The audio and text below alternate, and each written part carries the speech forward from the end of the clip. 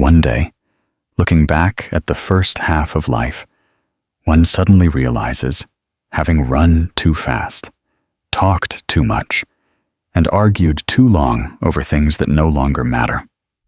One tried to prove oneself right, wanted to be understood by others, and yearned to be loved in the way one wished for. But the harder one tried, the more exhausted one became. The more one struggled amidst conflicts, the more restless one's heart felt. Life is like a river with many bends. Sometimes the water is calm. Other times, unexpected waves rise. Only after being swept away by those currents did one understand that peace doesn't come from avoiding storms, but from learning to be calm amidst them. In the first half of life, people often live to prove themselves, to show others they're strong, righteous, and successful. But in the latter half of life, one lives to understand oneself, others, and the impermanence of all things. Once understood, one no longer needs to justify things that no one comprehends. One no longer needs praise to affirm oneself, nor arguments to protect one's ego. The further one goes, the more one realizes that the most precious thing is not winning or losing, but maintaining inner peace. Some say life is a journey to find happiness, but happiness has never really been far away. It's not found in fame or wealth, but in the moments when one can sit still, watching the rain fall with a heart untouched by turmoil, when one no longer rushes to judge who is right or wrong, when one stops blaming others for not understanding, when one simply smiles and accepts that everyone is on their own path of learning to grow, then a small lamp of stillness ignites within. Young people live with exuberance, while the experienced live with quietude, for they have understood that sometimes silence is enough. A misplaced word can wound a heart. A hasty glance can shatter a relationship. But a moment of calm, a deep breath, can save an entire day full of turmoil. Thus, the more one experiences life's storms, the more one learns to slow down, speak less, and listen more. Sometimes, being calm is not weakness, but strength. The courage not to react immediately when hurt, the wisdom not to retaliate when misunderstood.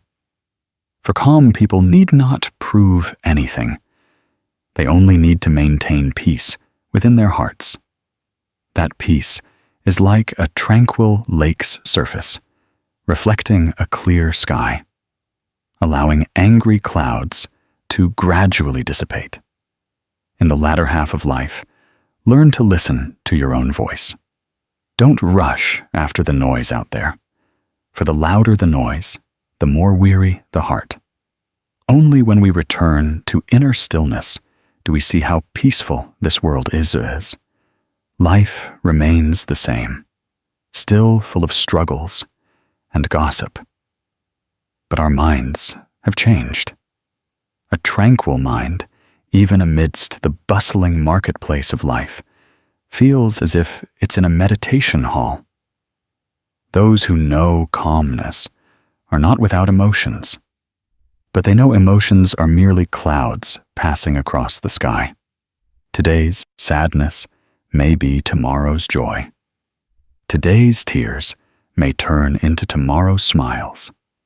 Everything changes. Only inner serenity remains. And perhaps true happiness in the rest of life is not about how much more one gains, but how much one lets go of. Less envy and desire, less craving, less comparison. When the heart lightens, the surrounding scenery suddenly appears brighter. When the mind is at peace, everything is at peace, like a lotus rising from mud unblemished.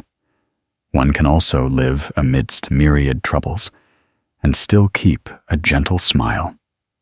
That is tranquility, the true freedom of the soul. And when one touches that tranquility, one understands that simply having an inner calm means living happily. There are days when one's heart sinks because of someone's careless word. A criticism, a suspicious glance, a misunderstanding can keep one awake all night. People often tend to want to be acknowledged, understood, and loved correctly. But the harder they try, the more restless their hearts become. The more they want to prove themselves right, the heavier their souls feel, as if carrying a ton of rocks. Perhaps only after experiencing such hurtful encounters does one truly understand the value of the two words, inner calm. In life, right and wrong are merely two sides of the same mirror. Each person sees them differently depending on their perspective. What is right for us may sometimes be wrong in the eyes of others. The goodness in our hearts may sometimes be seen as hypocrisy by others, like moonlight reflecting on water. If the water is murky, the moon appears dim. If the water is clear, the moon shines bright. It's not the moon that changes, but the hearts that reflect it differently. So when misunderstood, don't rush to justify yourself. When criticized, don't quickly resent. What needs to be preserved is not victory or defeat in words, but peace in the soul. I once heard a story about Mrs. Buhha, a kind, middle-aged woman living in a small neighborhood. Every morning, she would go to her garden to pull weeds, tend to her plants, and then give the harvested vegetables to her neighbors. Her life was simple, rarely entangled in gossip or disputes. Yet one day, as she returned from the market, a young neighbor ran over with an angry face. She spoke with a blaming tone, saying that the vegetables she left at her door had disappeared and that people saw Mrs. Buhha pass by. Those words cut her deeply, as she had never done anything wrong. But she didn't justify herself, didn't argue. She simply said gently, "If you think I took them, then I apologize." That sentence stunned the neighbor. Mrs. Buhha didn't need to clear her name, didn't need to explain. She just looked at her with a gentle gaze, and then returned home to continue watering her plants as if nothing had happened. The neighbor was still upset, but a few days later, while tidying her bed, she discovered her dog had carried the vegetable peels and hidden them by a tree stump in the yard. She was mortified, feeling ashamed and regretful. That very day, she went to Mrs. Buhha's house, tears welling up, apologizing profusely. Mrs. Buhha just smiled. "It's all right, dear. The important thing is that you find peace." A word as light as the wind, yet enough to dissolve the shame in the other's heart. Mrs. Buhha bore no grudges, no resentment, because for her, the most precious thing was to maintain peace in her own heart. If she had tried to justify herself, the story might have turned into an argument, hurting both sides. But thanks to her serenity, all misunderstandings were resolved peacefully. Reflecting on it, those who understand the way always choose silence when misunderstood. Not because they are weak, but because they know that words sometimes only multiply suffering. Truth doesn't need to be shouted. It will shine forth on its own with time. Like the sky, even if covered by dark clouds, the sunlight doesn't disappear.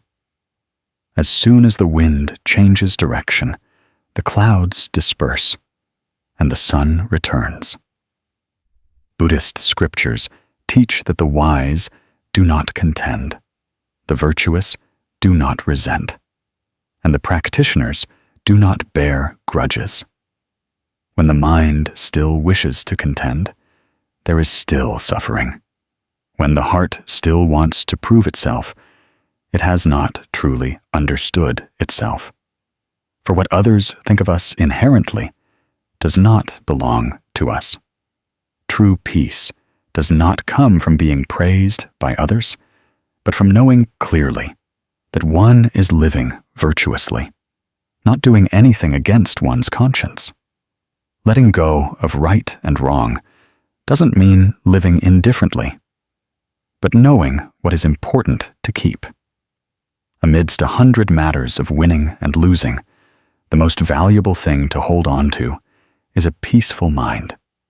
Amidst myriad rumors, the most precious thing is a kind heart. A person who knows how to be silent when hurt is not weak, but has understood. Silence is wisdom. In life, sometimes we have to accept that no one will fully understand us, because everyone sees the world through their own lens. Some see the light in us, but others only see the darkness.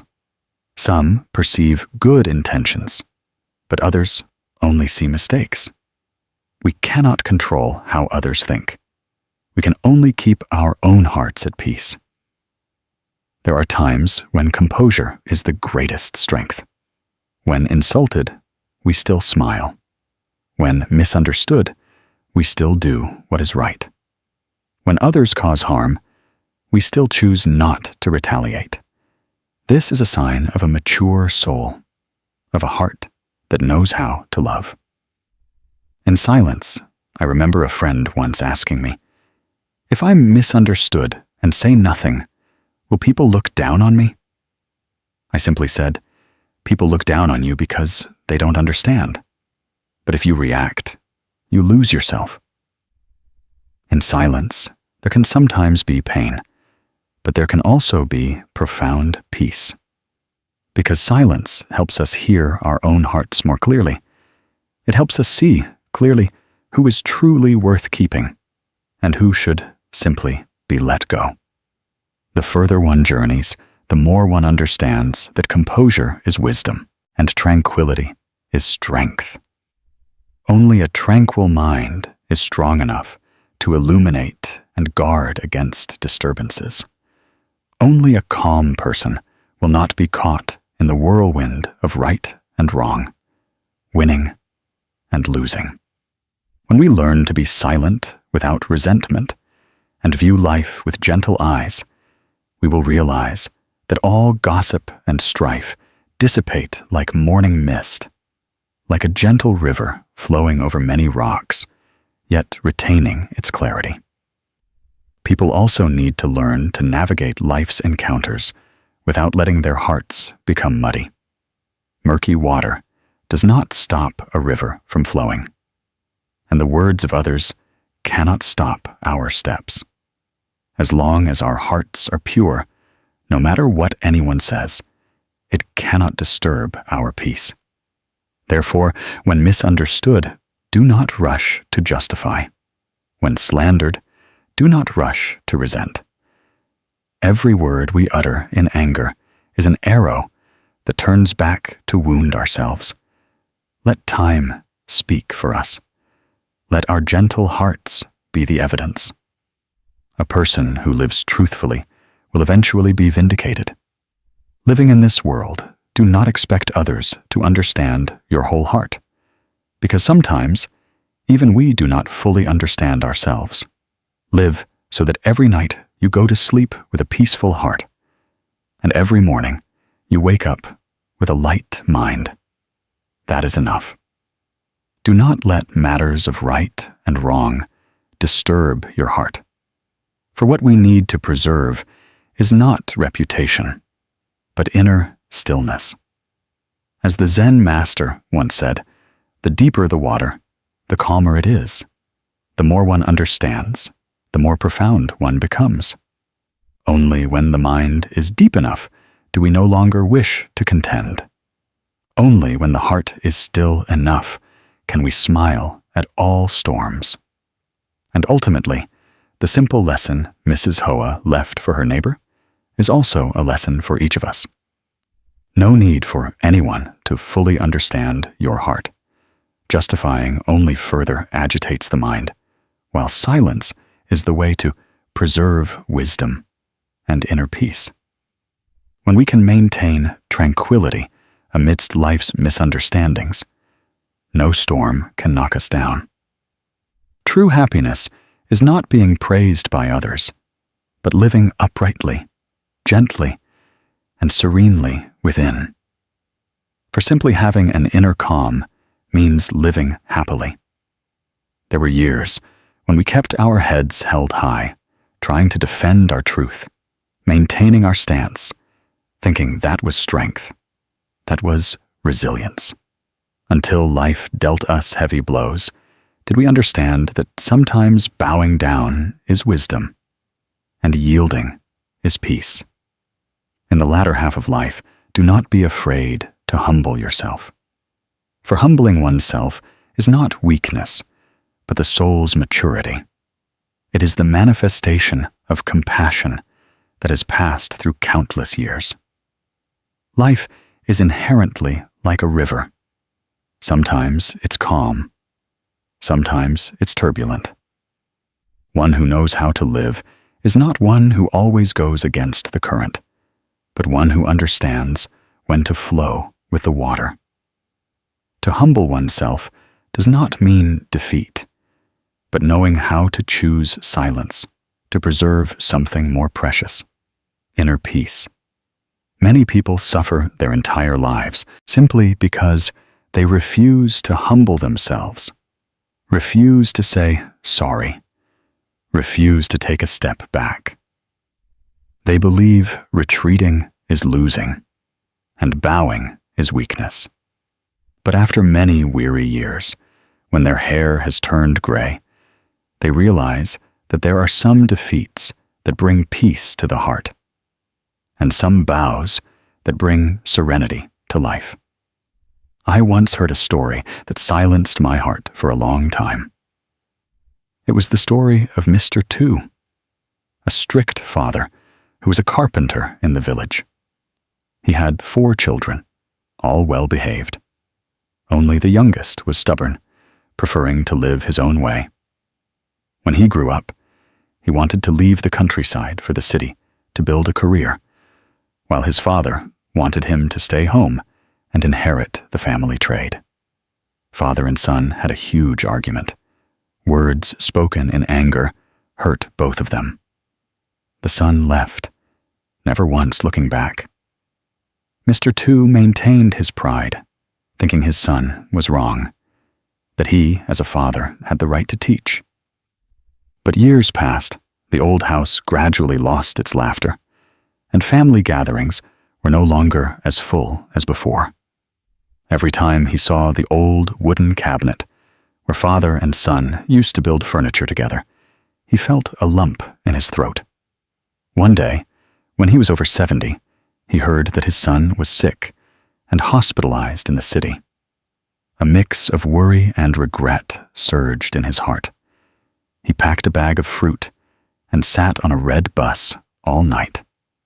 Upon arrival, seeing his emaciated son lying in the hospital bed, he stood silently for a long time. Years of resentment. All the blaming words suddenly vanished. He approached, his voice trembling. "I was wrong, son. If I humble myself, will you forgive me?" The son looked at his father, tears streaming down. Father and son embraced, weeping like children, no one saying another word, because just that embrace alone healed all wounds. In the moment Mr. Tu humbled himself, he lost nothing. On the contrary, he found himself again. Humbling himself did not make him small, but made him great in his son's heart. For he chose love over pride, choosing peace over argument. An apology is sometimes not an admission of fault, but an acknowledgement that love is greater than ego. Buddhist scriptures teach, yielding one step, the sea is vast and the sky is high. Enduring one thought, life is calm and the wind is still. A person who knows how to yield, how to humble oneself, is one who has understood the way. To humble oneself is not to lose, but to understand that winning or losing means nothing when the heart is already at peace. Life is not a battle of high heads, but a journey of hearts that know how to humble themselves to love. If we observe, nature always teaches us this lesson. The river flows to the great sea because it knows how to lower itself. Clouds fly high because they release the water within them. Rice stalks, heavy with grain, bow their heads deeper. Things that are truly valuable are not arrogant. So it is with people. The more experienced one becomes, the more one understands that humbling oneself is a beauty of wisdom. Younger people often want to prove themselves, want to be acknowledged, want everyone to understand they are right. But then, in the latter half of life, after experiencing much gain and loss, one understands that there is no absolute right, no absolute wrong. There are some things that just one look, one smile, one apology can resolve all misunderstandings. Yet we often regret an apology, regret humbling ourselves, only to lose a beautiful relationship.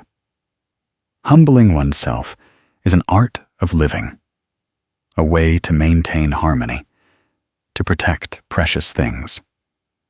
When we yield a step, the space between two souls widens, making room for love to return. As Mr. Two told his son, one step back is a realm of peace. The softness of the heart can resolve all external hardness. Water is soft, yet it can wear away rock. A soft heart can transform resentment. There are times when we should ask ourselves whether what we stubbornly hold on to is self-respect or merely ego. Many people confuse the two. Self-respect helps us live rightly, but ego makes life difficult. Humbling oneself at the right time does not diminish self-respect. On the contrary, it makes us deeper, humbler, and more compassionate. A person who bows their head is not a loser, but one who understands that reconciliation is sometimes more valuable than victory. In Zen, there is a saying, "When the wind doesn't blow, the lake doesn't stir. When the mind doesn't move, all things are at peace." Humbling oneself is also a way to quiet the mind. When we lower our ego, our hearts feel lighter. When we no longer need to win or lose, we naturally find peace. Serenity is not about how right we are, but about our ability to step back and view everything with more compassion, with more understanding. I remember once witnessing an elderly monk in a temple. A young person accidentally spilled water on his robe. The young person was flustered and apologized profusely. But the monk just smiled and said, "Water doesn't harm the robe. It's only a heated heart that harms the body." As he spoke, he gently wiped the water and continued chanting. In the faint light of the oil lamp, his face glowed with a strange serenity. That is the image of someone who has learned to humble themselves without feeling diminished. For that person understands that humbling oneself does not reduce one's worth, but elevates one's soul to a higher level. In family life, if everyone wants to have the last word, the house will no longer have laughter. A gentle word, a patient attitude can preserve a home. A father who yields, his child will learn to love. A wife who listens, her husband will learn to concede. When everyone knows how to humble themselves, no one in the house will have to bow their head in regret. There are people who, because of a single word or a single glance, sever family ties. Then, many years later, standing before the altar of the deceased, they sob, "If only I had humbled myself that day." But "if only" are the heaviest words in life, for they carry both regret and belatedness. Do not let love pass away before we learn to cherish it. Humbling oneself today can preserve the smiles of tomorrow. Buddha once taught that when the mind is humble, blessings naturally arise. Humbling oneself is the manifestation of that humble mind. A person who knows how to lower themselves before others is actually elevating their own blessings. A person who knows how to humble themselves before their parents will always receive support in life. A person who knows how to humble themselves before their mistakes will have their mind purified. In the moment Mr. Tu apologized to his son, not only was he liberated, but his son was also liberated. Because between them, no one was right or wrong anymore. There were only two souls finding their way back to peace together. Humbling oneself is accepting to let go of the burden of pride, opening one's heart to love. And at that time, our hearts feel light as clouds, our lives calm as water.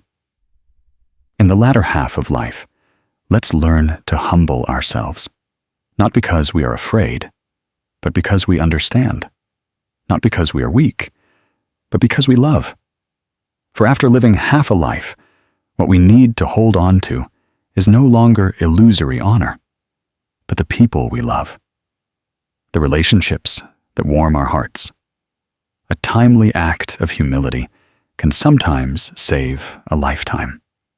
Humble yourself like rice stalks heavy with grain, like a river that knows to flow downwards, like the father who brought a bag of fruit to visit his son with tearful eyes.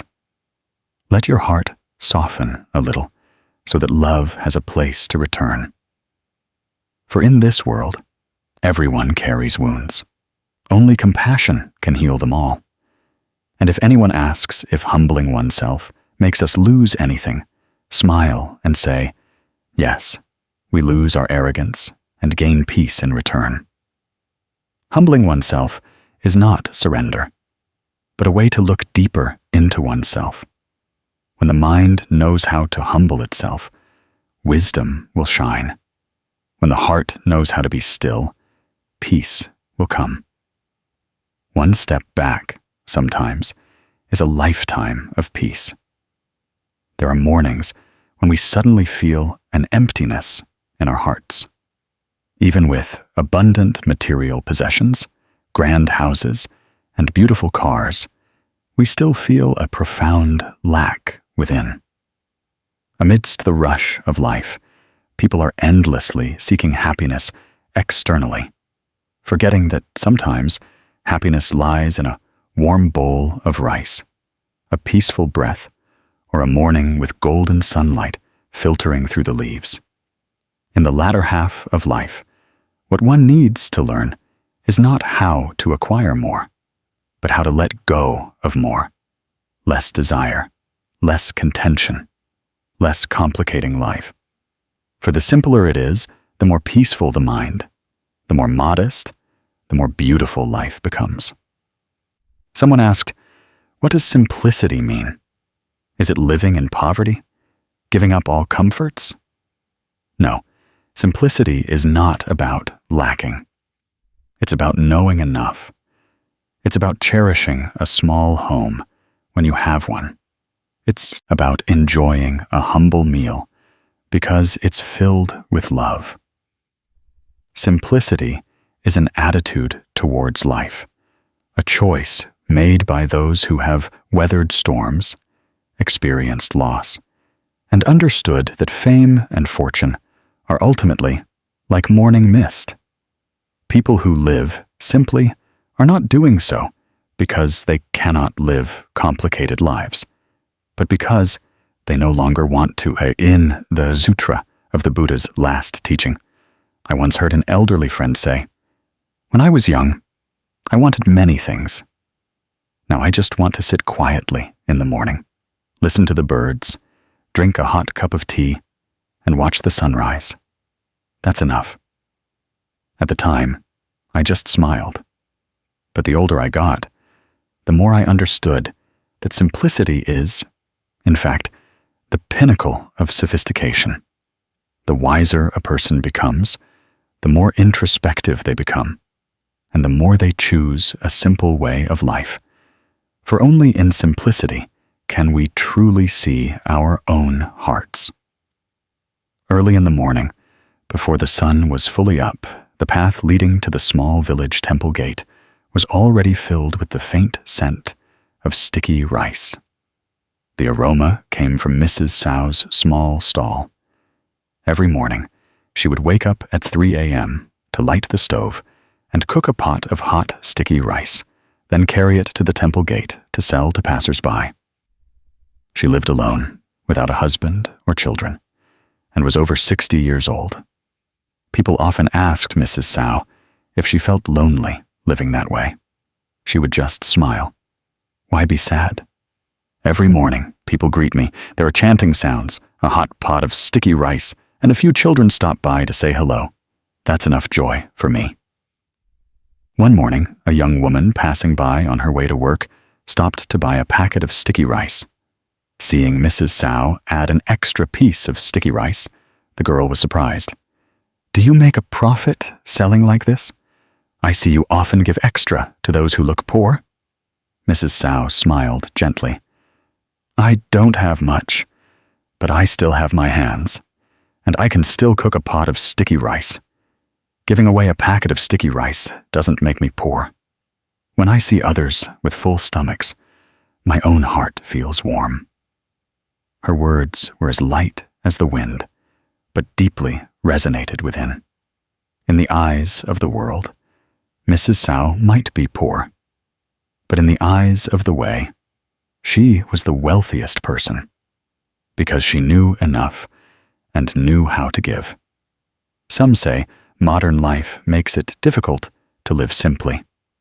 Phones, social media, work, responsibilities, all seem like taut strings pulling at the mind.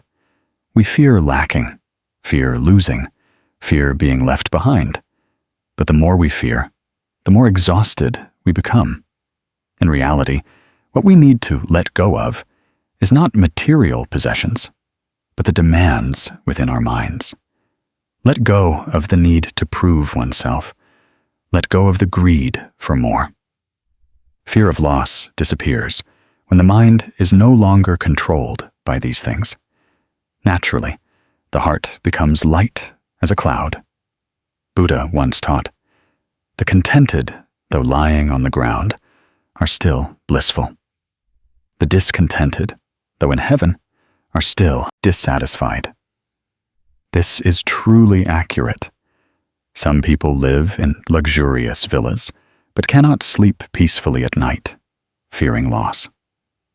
Yet others in small homes hear the rain falling and feel happy, because happiness does not come from outside, but from inner stability.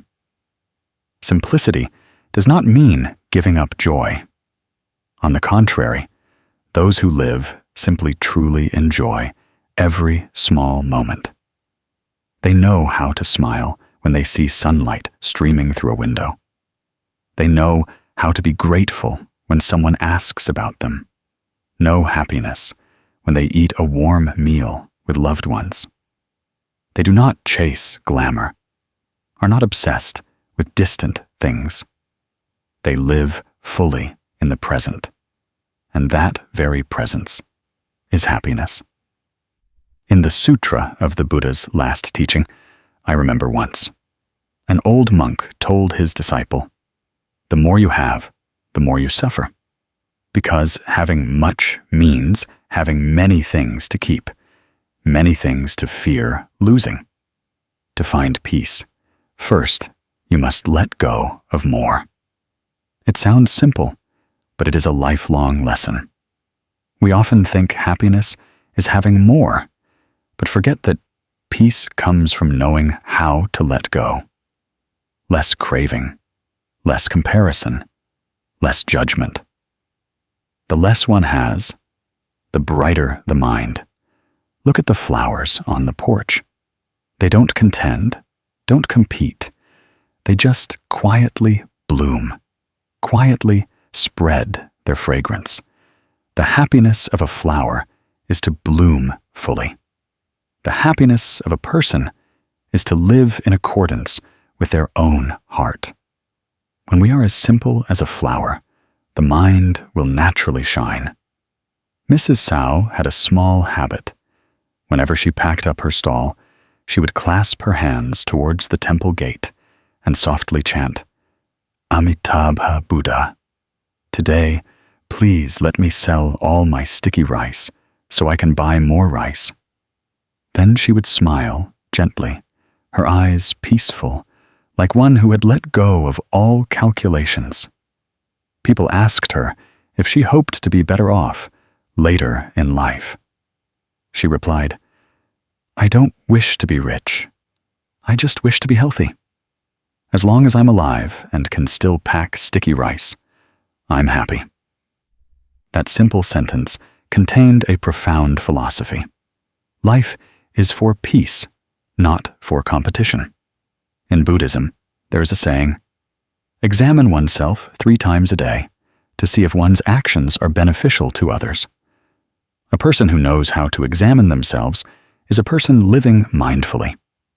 A person who knows how to live simply is a person who knows how to stop, but not to retreat, but to look deep within themselves. When we stop, we see all the small but precious things around us. Many people spend their lives worrying about their children and grandchildren, about the future, about their reputation, only to realize at the end of their lives. The most precious thing, it turns out, is an ordinary meal with loved ones. When we are old, when our bodies are tired, we no longer want to compete. At that time, what makes us smile is not success, but memories of days lived lightly, peacefully. The Sutra of the Buddha's last teaching. Once encountered an old man over 80, living alone in a small wooden house in the suburbs. Every morning, he swept the yard, cooked rice, and then sat to read sutras. I asked him if he felt lonely. He smiled. "No, I have friends in the wind, the sun, the bird song. I read sutras, chant Buddha's name, and listen to my heart at peace." That answer silenced me. It turns out that simple people have the ability to feel happiness more deeply than anyone else. Because when the mind is simple, the world also becomes gentle. Sometimes we just need to learn to sit still, listen to a sutra, drink a cup of tea, watch the clouds drift by the window, and our hearts will find enough peace. That sufficiency does not come from external things, but is created by the inner self. When the mind is sufficient, life naturally becomes sufficient. When the mind is lacking, even with the whole world, it still feels empty. A monk once said, "The person who lives simply has found the way home." Home here is not a house with red tiles. but the home of the mind. When we live correctly, gently, knowing enough, knowing how to love, knowing how to be grateful for every moment, that is when we have returned to our home, where there is no longer envy, no longer worry. Looking back at life, perhaps in the first half of life, we learned to seek, and in the latter half, we learned to let go. Youth is for going, for trying, for encountering. But once past the halfway point, the most precious thing is to rest, to breathe, to slow down, and listen to our inner voice. At that time, simple living is no longer a choice, but the truest happiness. In the morning, Mrs. Sow still woke up early. She still cooked sticky rice, still carried it to the temple gate, still smiled, and greeted everyone. Her life had nothing remarkable, no fame, no fortune. But in every action, every breath, we see a strange tranquility. Some say Mrs. Sow has nothing, but in truth, she has everything. Peace, joy, love, inner stillness, something that many people search for their entire lives and never find. Buddha taught that when the mind is still, the world is still. When our minds are gentle, the things around us also soften. People who live simply often carry an energy that makes others feel comfortable, because they do not demand, do not impose, do not boast. They come into life light as a passing breeze, and their presence in someone's life leaves only a little warmth. Just like Mrs. Sow, a small packet of sticky rice can be remembered by many for a long time, because in it is the flavor of compassion. Life is inherently like a river, and the clearer the water, the gentler the flow. The more still a person is, the deeper their life becomes. Sometimes we don't need to do anything grand to change the world. Just keeping our hearts pure and gentle is already contributing a part of light to life. A person who lives simply can become a spiritual refuge for others, because from them emanates a peace that needs no words. There are people whom you only need to meet once to feel your heart soften. These are people with simple souls, carrying no judgment or competition. They live like water, pure and quiet, yet nourishing everything around them. In the latter half of life, if we can learn that, learn to live like water, not trying to hold a shape, not resisting the flow, then wherever we are, we will find joy. As the day ends, twilight descends. Mrs. Sow carries her empty baskets along the sun-drenched path, her shoulders light, her heart full of joy. She doesn't know what tomorrow holds, but she knows that today she lived a full day, shared, smiled, and thanked life. That is simple happiness, something many search for their entire lives, but few recognize right before their eyes. If one day you find life too complicated, try to stop, sit down, breathe deeply, and look around to see what truly makes you smile. It could be a cup of tea, a sutra, or just the laughter of a loved one. Happiness is not far away. It is right here in every breath, every peaceful moment, when you let go of all that is unnecessary. In the latter half of life, learn to keep your mind simple, not to complicate emotions, not to harbor resentment. Live light as a cloud, soft as water, shining like the morning sun. For when our hearts are gentle, the world naturally becomes beautiful. When our hearts are still, all suffering gradually dissipates. Simplicity is a blessing. Purity is peace. The person who can live simply amidst a complicated world is the one who has found the path to the truest happiness. And if one morning we can wake up, hear the birds sing, see the sun filter through the window, smell the aroma of cooked rice spreading, and then smile ever so gently, then at that moment we are already living in peace.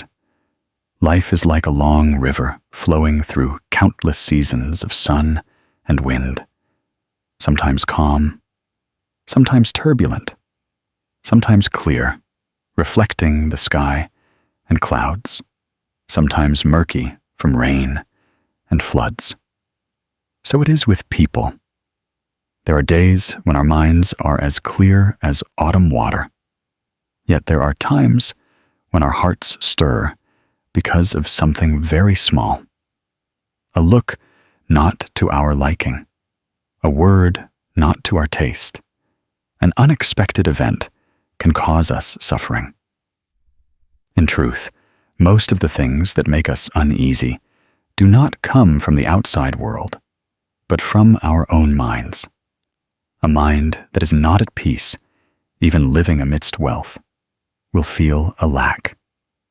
A mind that is at peace, even walking through wind and rain, will see the sky as still blue. Someone once said that tranquility is not when everything goes as we wish, but when things don't go as we wish, and yet we still find our hearts unmoved. That saying sounds simple, but it represents a whole journey of cultivation. Because to be tranquil, one needs not just a smile, but a deep understanding of impermanence, of the nature of life. When we understand that everything is temporary, that all emotions are merely fleeting winds, we will be less attached, less angry, less inclined to win or lose. This morning on a dusty and sunny road, Mr. Nam hurried to work. Today, there was an important meeting, and he couldn't be late. But fate often doesn't go as planned. In the middle of the crowded road, his motorbike suddenly broke down. He struggled to kickstart it repeatedly, but it wouldn't start. Sweat rolled down his forehead, and a surge of frustration rose within him. Car horns blared behind him. Passers-by looked with annoyed expressions. He felt angry and helpless, as if the whole world was against him. He kicked the tire hard and let out a sigh. But then, amidst the morning sun, he suddenly felt tired. Tired of having to race against time, against life, and against himself. He looked around and saw a small row of trees by the road, offering gentle shade. He pushed his bike there and sat down. For the first time in many days, he allowed himself to breathe slowly. Dawn had just broken, and the early sun cast a faint golden glow on the rooftops, the leaves, and the dusty road. Birds chirped in the treetops. The smell of coffee wafted faintly from the small shop by the road. In that moment, he suddenly realized that life was still beautiful. He just hadn't stopped long enough to see it. He opened his water bottle, took a sip, and looked up at the sky. Clouds still drifted, the wind was still gentle, and a strange sense of peace spread through him. He smiled, not a joyful smile, but a smile of letting go. A little later, an old man walked by, pushing an old bicycle. Seeing Mr. Nam struggling, he stopped and gently asked, "Is your bike broken, son?" He nodded, a little embarrassed. "Yes, I think the spark plug is broken. I don't know how to fix it." The old man bent down and took a small pair of pliers from his bike basket. A few simple maneuvers, and just minutes later, the bike engine started. Mr. Nam was surprised and thanked him profusely. The old man smiled gently, his voice slow. The bike is easy to fix. It's only the human mind that is hard to fix, my son. The words were as light as the wind, yet they resonated deeply within him. He stood silently, watching the old man disappear around the bend, and he felt his heart suddenly become more peaceful. That saying was like an awakening. It's true. In life, external damages can be repaired or replaced. It's only the human mind. Once it's tangled, no one can help mend it. From then on, whenever he encountered difficulties, Mr. Nam no longer got angry as before. He practiced deep, slow breaths and asked himself, "Is this worth losing my peace over?" Often the answer made him smile. No, it's not worth it. Because everything, big or small, will pass. Only our mindset remains. Some say that the happiest person is not one who has much, but one who knows enough. Similarly, the most peaceful person is not one who avoids storms, but one who can remain calm amidst all storms, maintaining inner peace in adversity. That is true wisdom.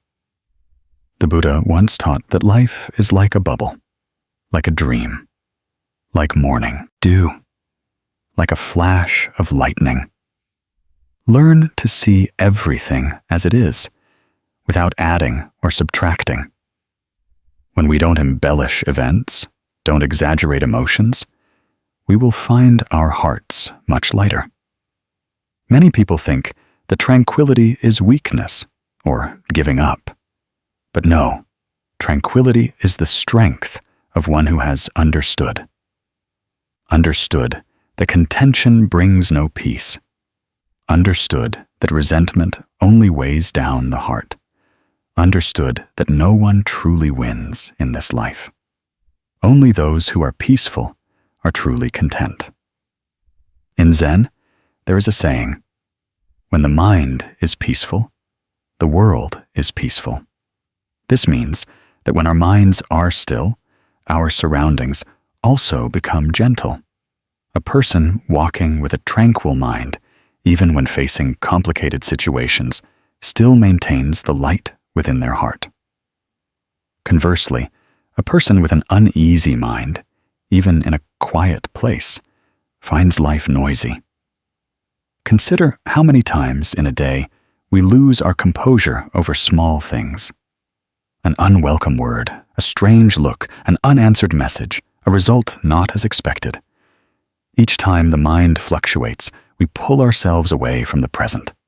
We worry about tomorrow, regret yesterday, and forget that this very moment is the truest life. Tranquility is when we learn to stand in life without letting life pull us along. Like a mountain standing firm amidst a storm, like a lake, though stirred by the wind, still reflecting the clear sky. Tranquility is the foundation of happiness, for only when the heart is at peace do we clearly see the value of the simple things around us. Sometimes, happiness is simply enjoying a hot cup of tea on a late afternoon, hearing the rain fall on the porch, watching the sunset on an old tiled roof, taking a deep breath, and feeling that we are still alame, still able to smile. Peaceful people are not without pain, but they know that all pain will eventually turn into smoke and dust. They are not afraid of loss because they understand that gain and loss are just two halves of life. They do not crave too much because they know that the more desires one has, the more easily one suffers. In the Dhammapada, the Buddha taught that conquering 1,000 enemies in battle is not as great as conquering oneself. And conquering oneself means conquering a wandering mind, conquering desire and anger, conquering resentment. When the heart is at peace, we no longer need to conquer anyone, because we understand that there is no one to conquer. Remember that tranquility does not come overnight. It comes with every mindful breath, every time we choose silence instead of reaction, every moment we choose forgiveness instead of resentment. It is a long journey, but the most worthwhile journey in a person's life. Someone asked, how can one remain tranquil when everything around is chaotic? The answer is actually very simple. Return to your breath. When you inhale deeply and exhale slowly, the mind immediately returns to the present. In that moment, you are no longer in the past, nor are you pulled by the future. Only this moment is awake and sufficient. A person who knows how to live tranquilly will look at everything with gentler eyes. They do not rush to judge anyone, knowing that everyone has their own path. They are not envious, understanding that every flower has its season, and every person has their fate. They do not complain to heaven, nor blame life, for they know that whatever comes is a lesson for themselves. Tranquility is an art of living. It is knowing when to stop amidst the hustle and bustle to listen to the beat of your own heart. It is knowing how to smile amidst difficulties, not because you are pretending to be strong, but because you have understood that storms will pass. Mr. Nam, since meeting the old man that day, seemed to have changed. In the mornings, he drove to work more leisurely, no longer rushing. When stuck in traffic, he would play meditation music and smile. When someone was impatient, he would gently say, "It's okay. A little slow is also good." His colleagues said he had changed, but he just smiled. Only he knew that the morning his bike broke down years ago was when he learned the most precious lesson. To be happy, one must learn to be tranquil. Life never goes entirely as planned. But if we are awake enough to look deeply into every event, we will see that behind all chaos lies an opportunity to grow. Just like murky water, if left undisturbed, the sediment will settle and the water will become clear again. So it is with the human mind. Only when it stops does it become clear. If someone today is tired, feeling that life has many headwinds, please try to take a deep breath. Allow your heart a moment of stillness. Don't rush to try to change the whole world. Just change the way you look at it. When our minds are peaceful, we will see that the wind is no longer too strong, the rain is no longer too harsh, and people are no longer too distant. One day, after living half a life, we will understand that the most precious thing is not money or fame, but inner peace. A tranquil soul that is an invaluable asset. Live like a lake in the morning, still but deep, silent but reflecting the entire blue sky. Let your heart be like a lotus flower, rising from the mud, yet still exuding fragrance. That is tranquility, and that is also happiness. And then one day, when someone asks us what happiness is, we will smile and answer that it is when our minds are at peace. There are moments in a crowded street when we suddenly feel like a leaf caught in a rushing wind. Each day passes in a blur. Our eyes see but do not perceive. Our ears hear but do not comprehend. Our hearts beat but no longer know what they desire.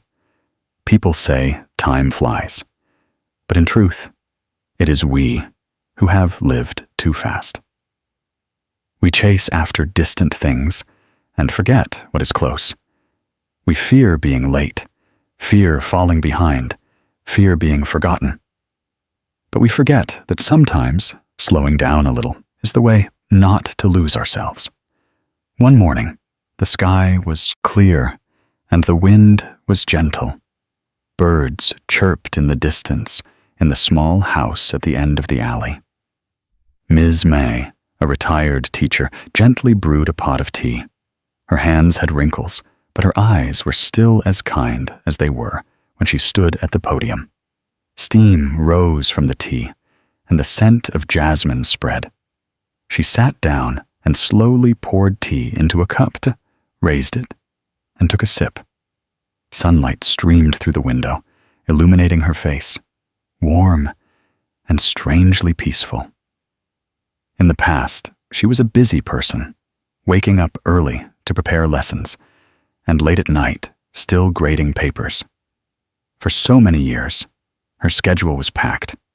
She was like a clock, always running, never once stopping its hands. There were days when she only managed to hastily eat a packet of sticky rice on the way, and evenings when she was so tired she couldn't even close her eyes, her mind still on tomorrow's lecture. She used to be proud of that dedication.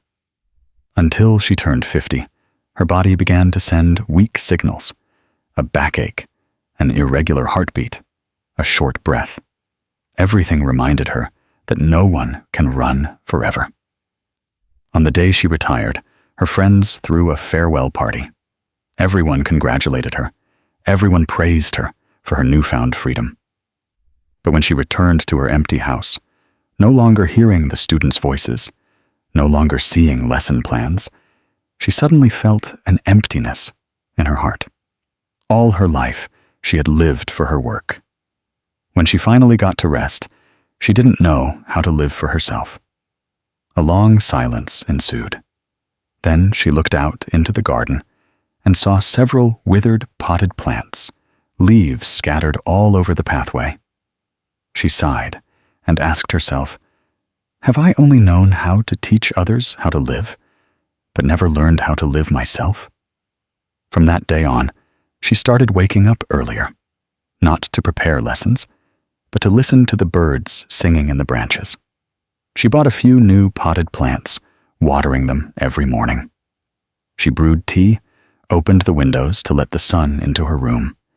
Every afternoon, she read a few pages of sutras, wrote a few lines in her diary, and then sat silently watching the clouds drift by. Acquaintances who visited asked, "Aren't you afraid of getting bored? Don't you feel empty?" She smiled gently. "All my life I have been running. Now I just want to sit still and listen to myself breathe." The seemingly light words made the listener pause. Because in this swirling world, how many people are brave enough to live slowly? How many dare to step out of the rat race, to sit down and listen to their hearts? Slow living is not escaping life. Slow living is seeing life more clearly. When we walk slowly, we notice things that we rushed past and forgot. It's the gentle wind rustling through the bamboo, the fragrant smell of fresh rice cooking in the kitchen, the smile of a loved one, the peaceful moment when we sit alone drinking tea. These things are small, but they are the roots of happiness. The ancients said, "Haste makes waste." The more you rush, the easier it is to get lost. People nowadays like speed, eating fast, talking fast, loving fast, even wanting suffering to pass quickly. But life is not a race.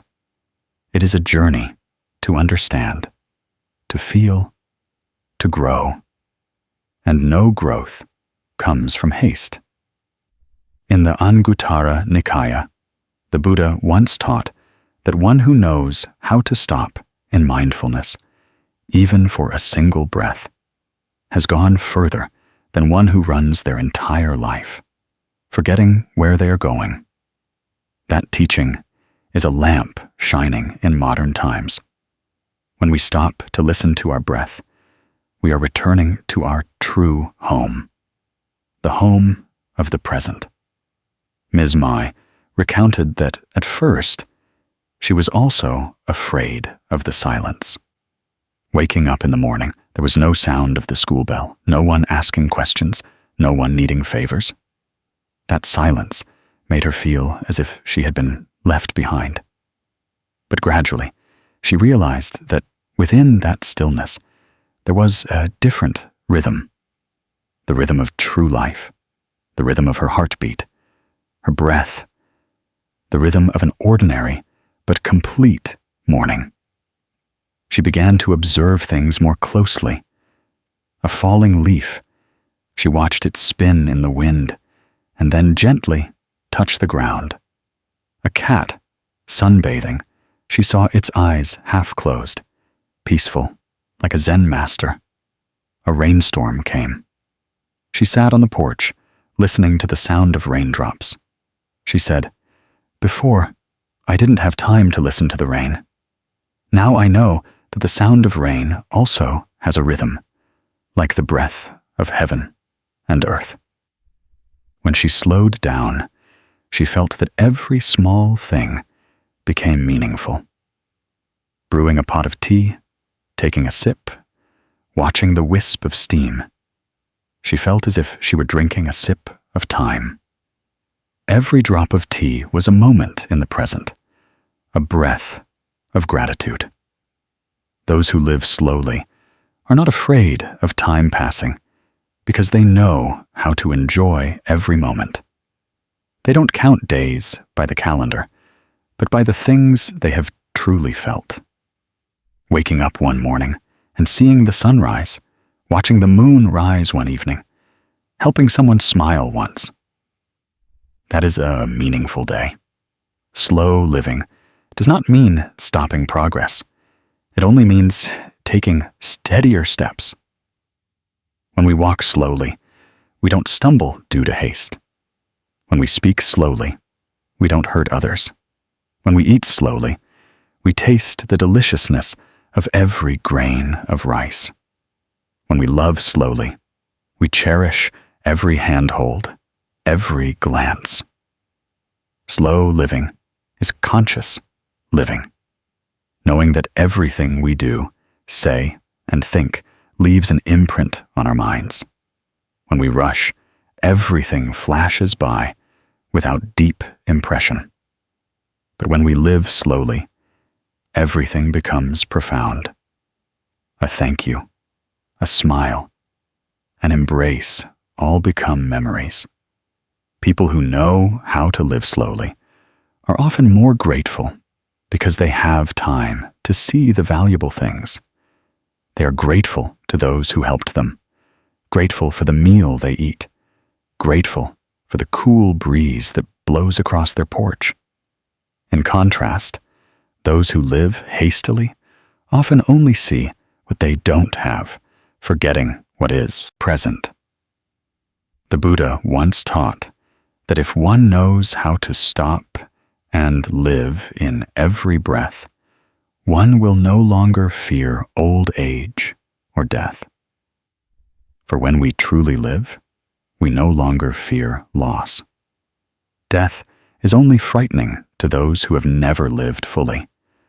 But for those who know how to live slowly, every day is a complete lifetime.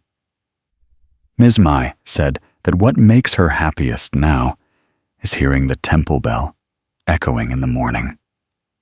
Each bell chime reminds her, return, wake up, cherish this moment. She said that when she was young, she heard the temple bell and felt it was distant. But now, each bell chime is like the voice of her own heart. Half a lifetime, she has understood that there is nothing more precious than sitting still and smiling. Not because there is nothing left to do, but because she has understood that one doesn't need to do anything to be happy. Happiness is not found externally, but in how we perceive everything around us. Those who live slowly will learn the art of knowing enough. They do not wish to be better than others, nor do they compare gains and losses. They only wish for each day to be peaceful, to have someone to love, to have a morning to open their eyes and take a deep breath. On an autumn afternoon, Ms. Mai sat on the porch watching a yellow leaf fall. Sunlight streamed through the leaves, reflecting on her face. She clasped her hands and softly said, "Thank you, life, for giving me the opportunity to live slowly." That sentence was not just a word of gratitude, but a declaration of an awakened soul. Perhaps everyone will eventually reach a point where they have to learn to live slowly. When the eyes are no longer as bright as before, when the legs are no longer fast, when the breath is shorter, when the heart stops craving superficial things.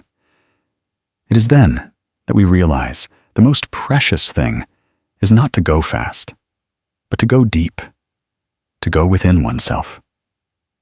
Because living fast makes us reach a destination, while living slowly helps us understand where we are going. Try once. Sit down in the midst of a busy afternoon. Put your phone aside, close your eyes, and listen to your heartbeat. Breathe deeply and softly say, "I am still here. I am still alive." Just like that, you will feel your heart lighten like a lotus blooming in stillness. Slow living is a kind of meditation. Each slow breath is an inner smile. Every moment of stillness is a lesson in impermanence. When we live slowly, we no longer chase time, but merge with it. We no longer worry about getting old because we have lived every age. We no longer regret because we have been complete in every moment. A sip of tea, a breath, a smile. That is enough. If one day you feel weary, please stop for a moment. Don't be afraid of being left behind. The world will still keep running. But you just need to walk in your own peace. Sit down and drink a sip of time to feel the sweet, gentle taste of life, and to know that even as time passes, the mind can remain still. Because when we know how to live slowly, we no longer fear the end of the day. For every day is already a miracle. There are people who spend their lives moving forward, but their hearts remain in the past. They walk as if not walking, live as if never having lived. Because in their hearts, they hold on to a pain that they cannot let go of. It might be an old word, an unfinished love, a wound that is scarred but still aches whenever the weather changes. Everyone has a memory they want to forget, but cannot, want to hide, but it's still open. But in the latter half of life, we understand that there is nothing to forget. We just need to learn to look back without pain anymore. Letting go of the past does not mean erasing all memories. Letting go is accepting that what has passed is over and cannot be changed. Like the rain last night, no matter how much we regret it, we cannot gather back a single drop. The river may flow through many bends, but the water never returns to its source. So it is with people. Life is a journey forward, and there is no path that leads us back entirely to where we have been. Only our minds can return to resolve, to smile, and to move forward. Ms. Han's story is proof of that. She was a kind, gentle woman who taught literature at a small school in the city. All her youth, she dedicated to a love with a man she believed would be with her until the end of her life. But then he left, without a word of explanation, leaving her with a small room full of memories and a photo of them taken together under a red phoenix tree. She cried until her tears ran dry. She resented. She questioned. She wondered why life was so unfair. 10 years passed, and she still kept that photo as if it were an unhealed wound. Until one day, when she was over 50, she incidentally heard a lecture by a monk. The past is a burden. Only when you still want to carry it will it weigh you down. Let it go, and you will be light. That sentence was like a drop of water falling into her parched heart. That day, she took out the photo, looked at it for a long time, then lit a candle and burned it.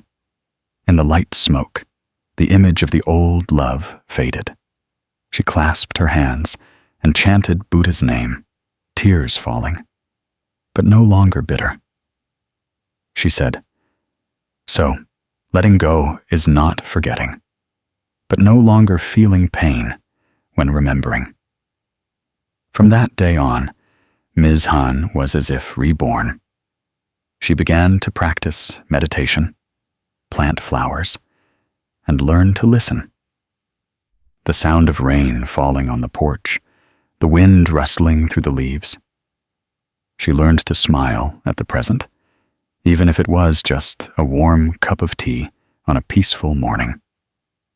Friends asked her, "Don't you regret the past?" She just smiled gently. "What's the use of regretting when everything has passed? I just want to live the rest of my life well, lightly, and peacefully." Perhaps only when we have lived half a life are we calm enough to understand that people do not lose because of loss, but because they cannot let go. Every painful memory is like a heavy stone tied to the heart. The more we hold on, the more weary our steps.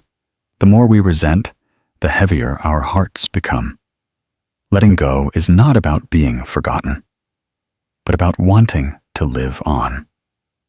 For if we keep looking back, we will never see the sunrise of today. Buddha taught that all things will pass. Let what has passed drift away like clouds in the sky. The past, whether beautiful or painful, is just a cloud. If we cling to it, it will become a storm in our hearts. If we know how to smile and observe it, it will just be a cloud drifting away as lightly as a breath. The person who once hurt us is actually the one who taught us to grow. The sorrow that once made us cry is the teacher who taught us to appreciate joy. No one comes into our lives without reason. Every encounter is a karmic connection. Every separation is also a karmic connection. Understanding this, we will stop resenting, stop agonizing, stop trying to cling to what no longer belongs to us. There are people who, when they leave, take all the light from our lives.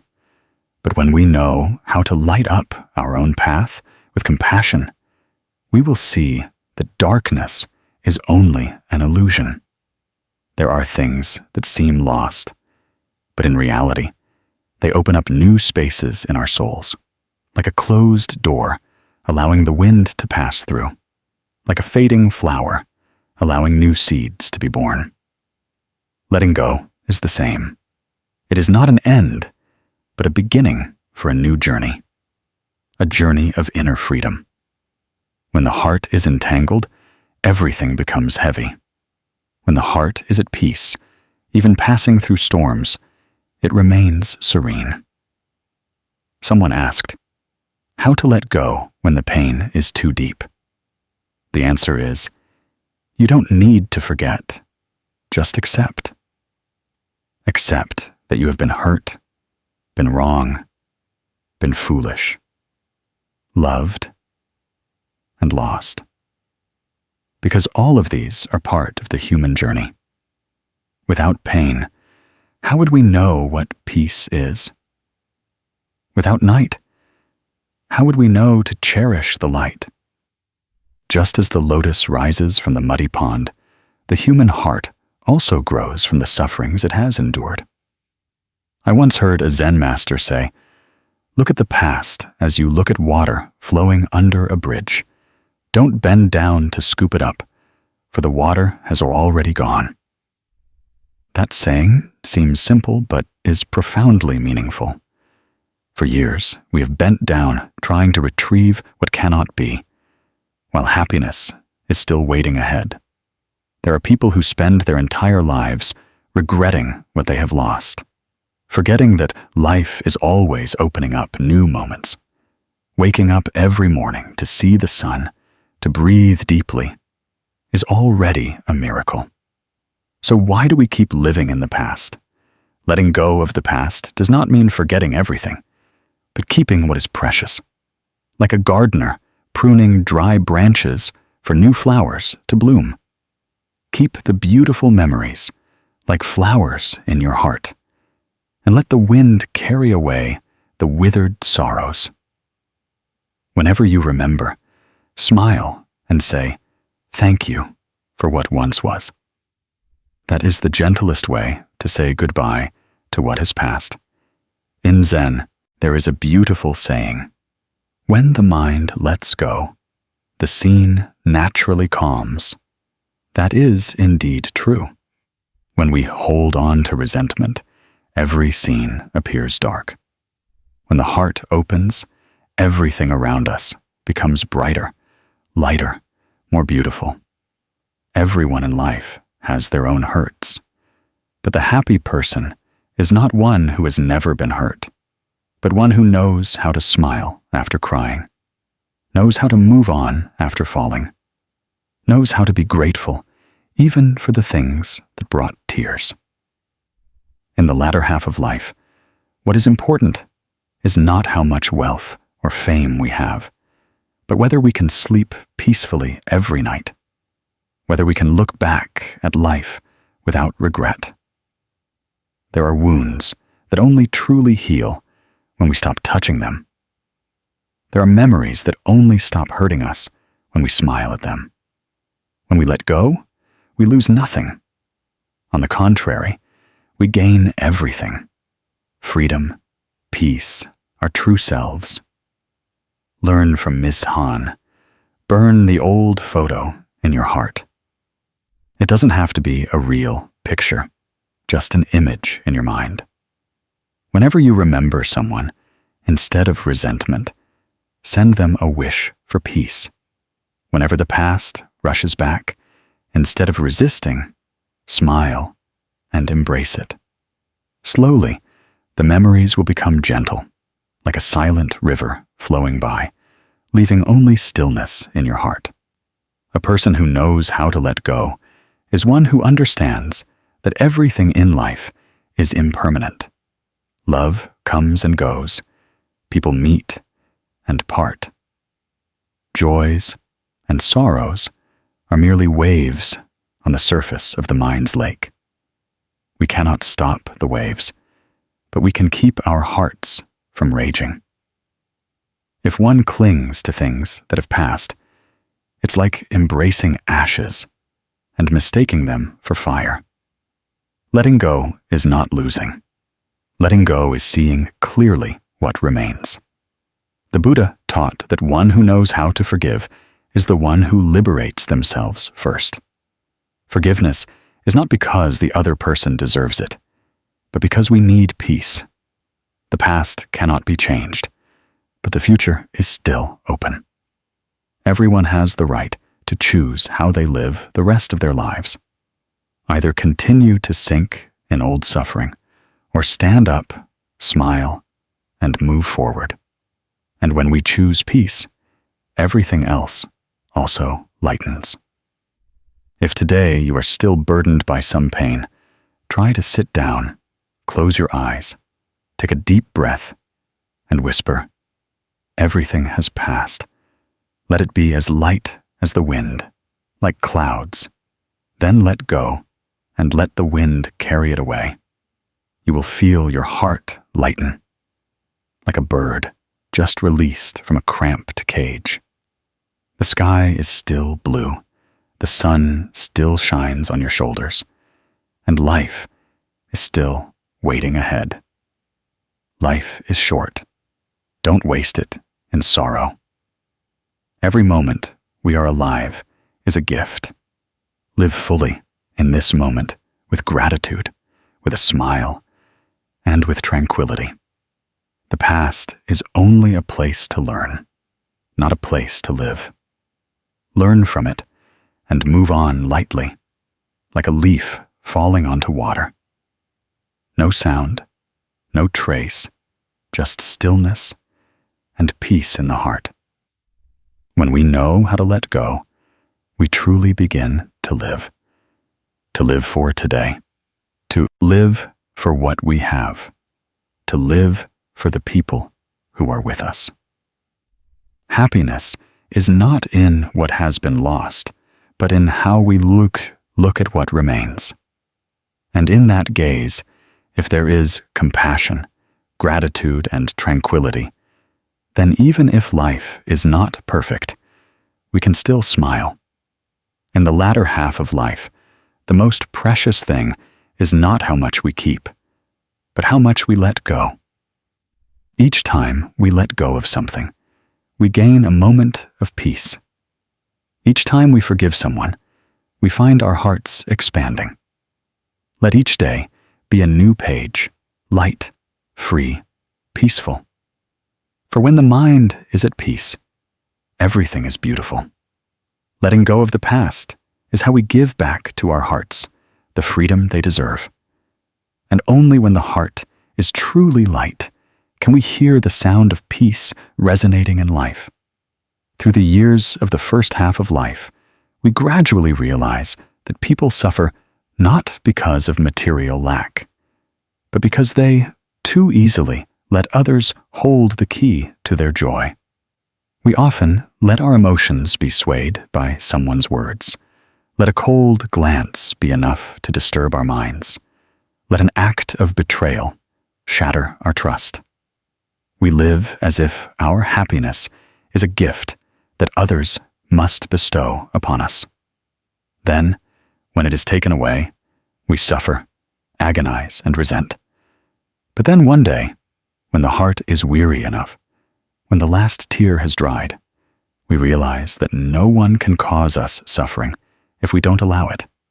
And joy, in fact, is always there. Right within us, we simply forgot how to open the door for it to come out. Ms. Lan was once like that. She was a kind, hard-working, and patient woman.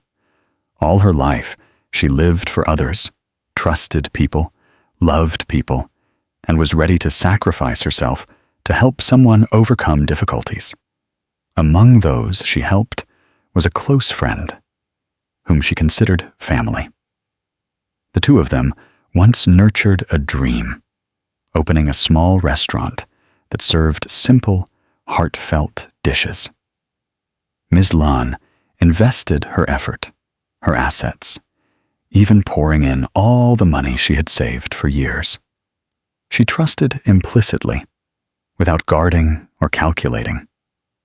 But life is inherently impermanent, and people's hearts are easily changed.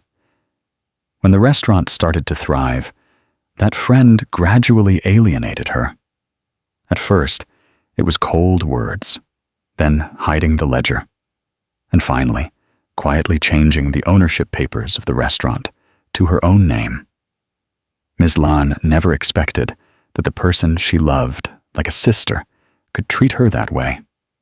She was deeply hurt and disappointed, as if the whole sky had just collapsed. In those days, she didn't want to leave the house, didn't bother to speak, only sat looking out at the porch, listening to the rain fall, her heart empty. She asked herself, why was I betrayed? Why did kindness bring suffering? In that pain, she resented her friend, resented fate, and resented herself for being too trusting. Every night, when all was still, she cried again. She felt that life was so unfair, and her trust in people gradually vanished. One morning, when she accidentally turned on an old radio, she heard a Dharma talk by an old monk. His warm, deep voice resonated. The one who harms us is actually the one who helps us learn the lesson of compassion. If not for them, how would we know our minds are still full of attachments? How would we learn to let go? Hearing that, tears fell from her eyes, but this time not from suffering, but from being touched by something profound in her heart. She began to ponder. Perhaps this suffering is not to destroy me, but to awaken me. Perhaps this betrayal came to help me understand that happiness is not found in people's hearts, but in the peace of my own mind. In the days that followed, Miss Lan practiced waking up early, going to the yard to breathe, watching flowers bloom and fade, listening to birds sing and fly. She realized that flowers still bloom, even if no one admires them. The sun is still warm, even if no one calls its name. So why should people depend on others for joy? She tidied up her old house, wiped the dust off the wooden table, and reopened a small restaurant. This time, it was just her. The restaurant was simple, unpretentious, but filled with peace. Customers came not just to eat, but to sit quietly. Listening to her tell stories of life, everyone said, Ms. Lan's words sound as gentle as the wind, yet they warm people's hearts. Once, someone asked her, "Do you still resent that person about what happened?" She smiled, her eyes kind.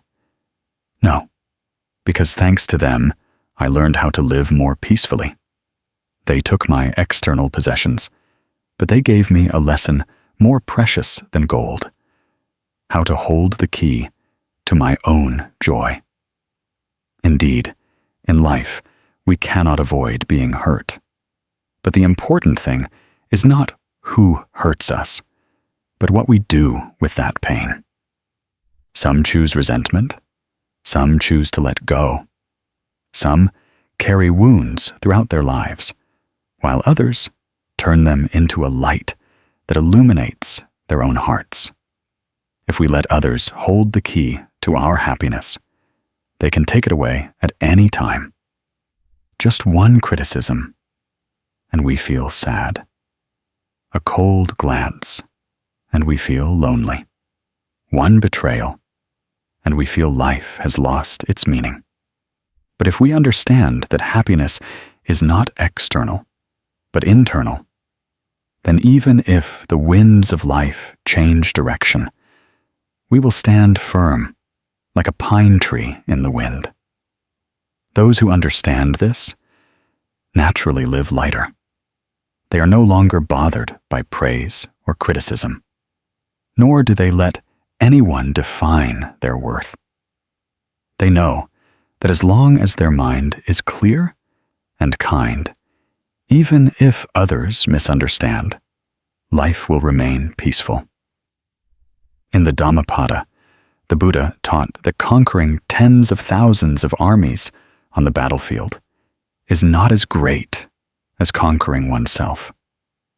This is truly so. Conquering oneself is when we do not let external circumstances control our minds. It is when we smile amidst a storm, when people's hearts change, but we remain tranquil. Conquering oneself is knowing how to stop, not resent, not blame, but see everything like wind passing and clouds drifting. Someone once said that happiness is not the absence of suffering, but knowing how to smile amidst suffering. That saying, though seemingly simple, contains a profound truth.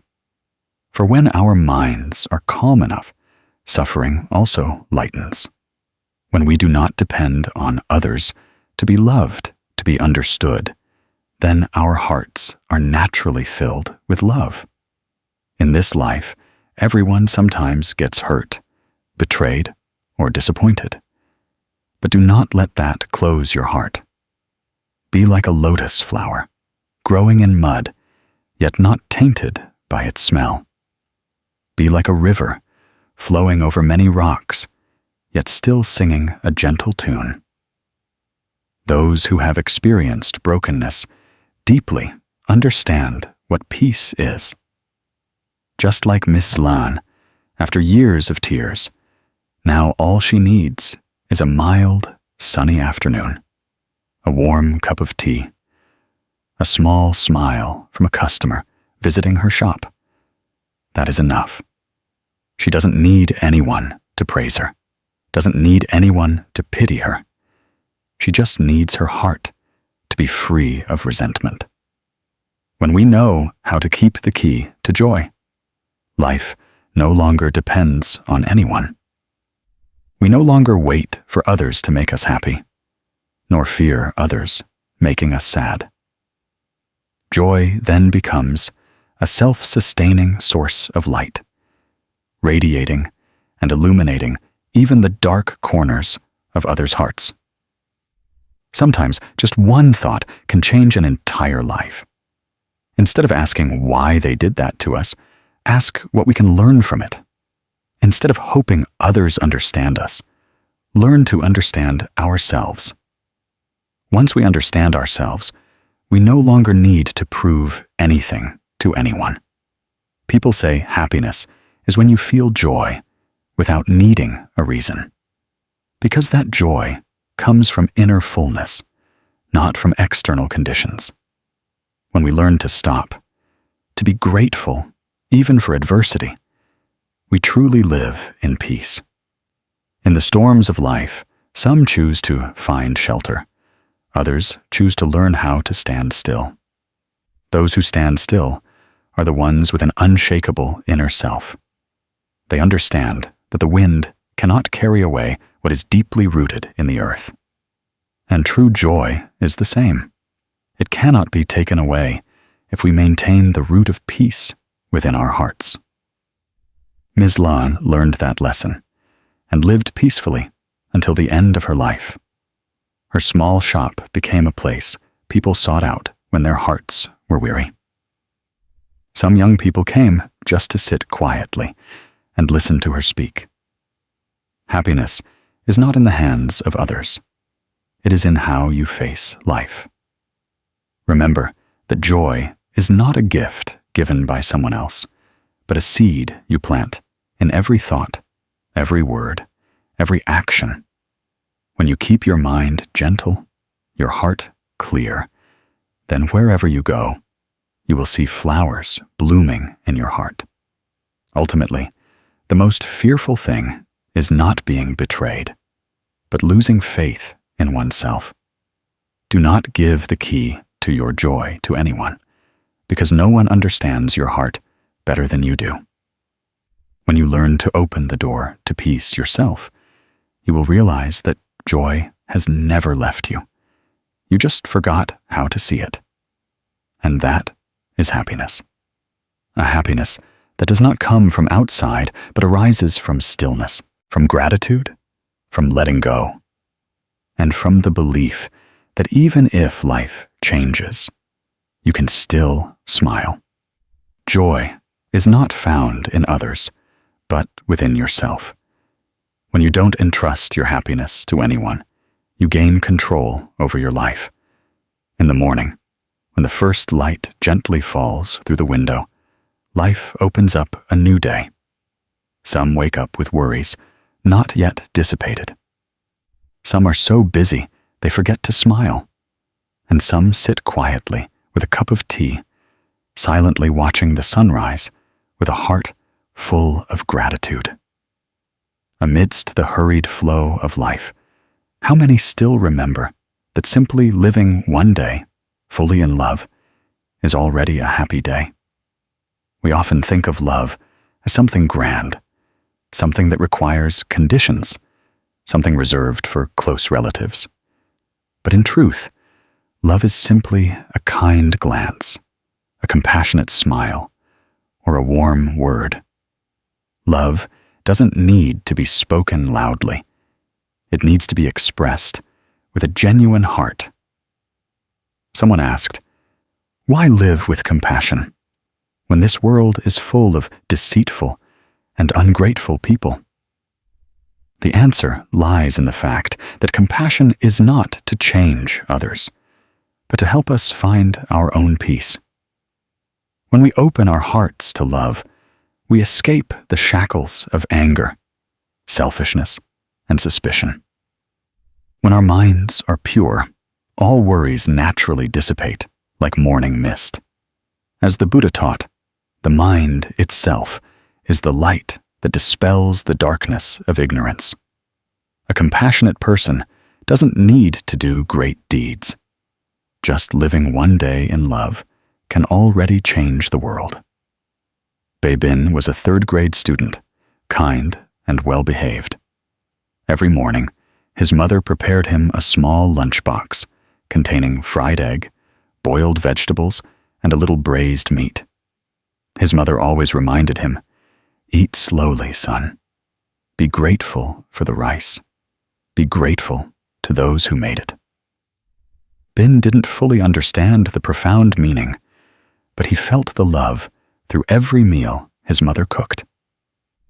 One morning, as the sun just began to shine, Bin arrived early.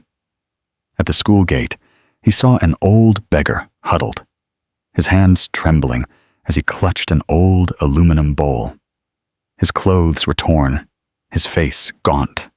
His eyes seemed to be waiting for something. At that time, people were still bustling back and forth, everyone in a hurry. No one stopped. Bin stood silently, a strange feeling rising within him. He looked at the lunchbox in his hand, then at the old man. Just a second. But it was a second that made his heart truly touch compassion. He approached, opened the lunchbox his mother made, and softly said, "Sir, I haven't had breakfast yet, but you eat first. I'm not very hungry." The old man looked up, his eyes glistening with tears. Bin placed the lunchbox in his hand, bowed, and then hurried into school, not daring to look back. He was afraid if he looked again, he would cry. All that day, he didn't feel hungry. In his heart, he only had a strange sense of relief and lightness. When he returned home from school, his mother asked why he didn't finish the rice she'd made. He bowed his head and softly recounted the story. His mother was silent, not scolding, not blaming. After a moment, she gently said, "You did the right thing. I'm very happy." Then she stroked his head, her eyes full of pride. That evening, as mother and son were tidying up, they heard a knock at the door. Bin opened it and saw the old beggar from that morning standing outside. He held a dark wooden bracelet in his hand, with a faint scent of agarwood. He said, "Thank you, son. Thanks to your breakfast today, I had a full stomach. I have nothing precious, only this bracelet I've kept for a long time. Now I want to give it to you." Bin looked at his mother awkwardly. His mother nodded, took it, and placed it in his son's hand. From that day on, the wooden bracelet always lay on Bin's study desk. Every time he saw it, he remembered the grateful eyes of the old man. His mother would often say, "See, give a little, and receive a sky full of warmth." That simple story, yet it contains a profound truth. Love is not what we say, but what we live. A small act, a sincere heart, can warm another's entire life. And in that moment, we too are warmed in our hearts. Many people think that living in love is the work of adults, of great hearts. But no, love is actually the instinct of every pure heart. It's just that as we grow up, we gradually forget. We get caught up in calculations, in winning and losing, in fears, and then forget that kindness is the root of happiness. A person who knows how to love is one who knows how to slow down and listen. They do not rush to judge, do not rush to hurt, do not return evil for evil. They know that everyone carries their own suffering, so they choose to see with compassionate eyes. When we love, we are sowing good seeds for ourselves. Because the law of karma is indeed magical. What you sow, you reap. Give love, and you will surely receive peace. There are days when life is truly heavy. People with just a harsh word can cause hearts to close. There are times when, due to a small misunderstanding, much affection is lost.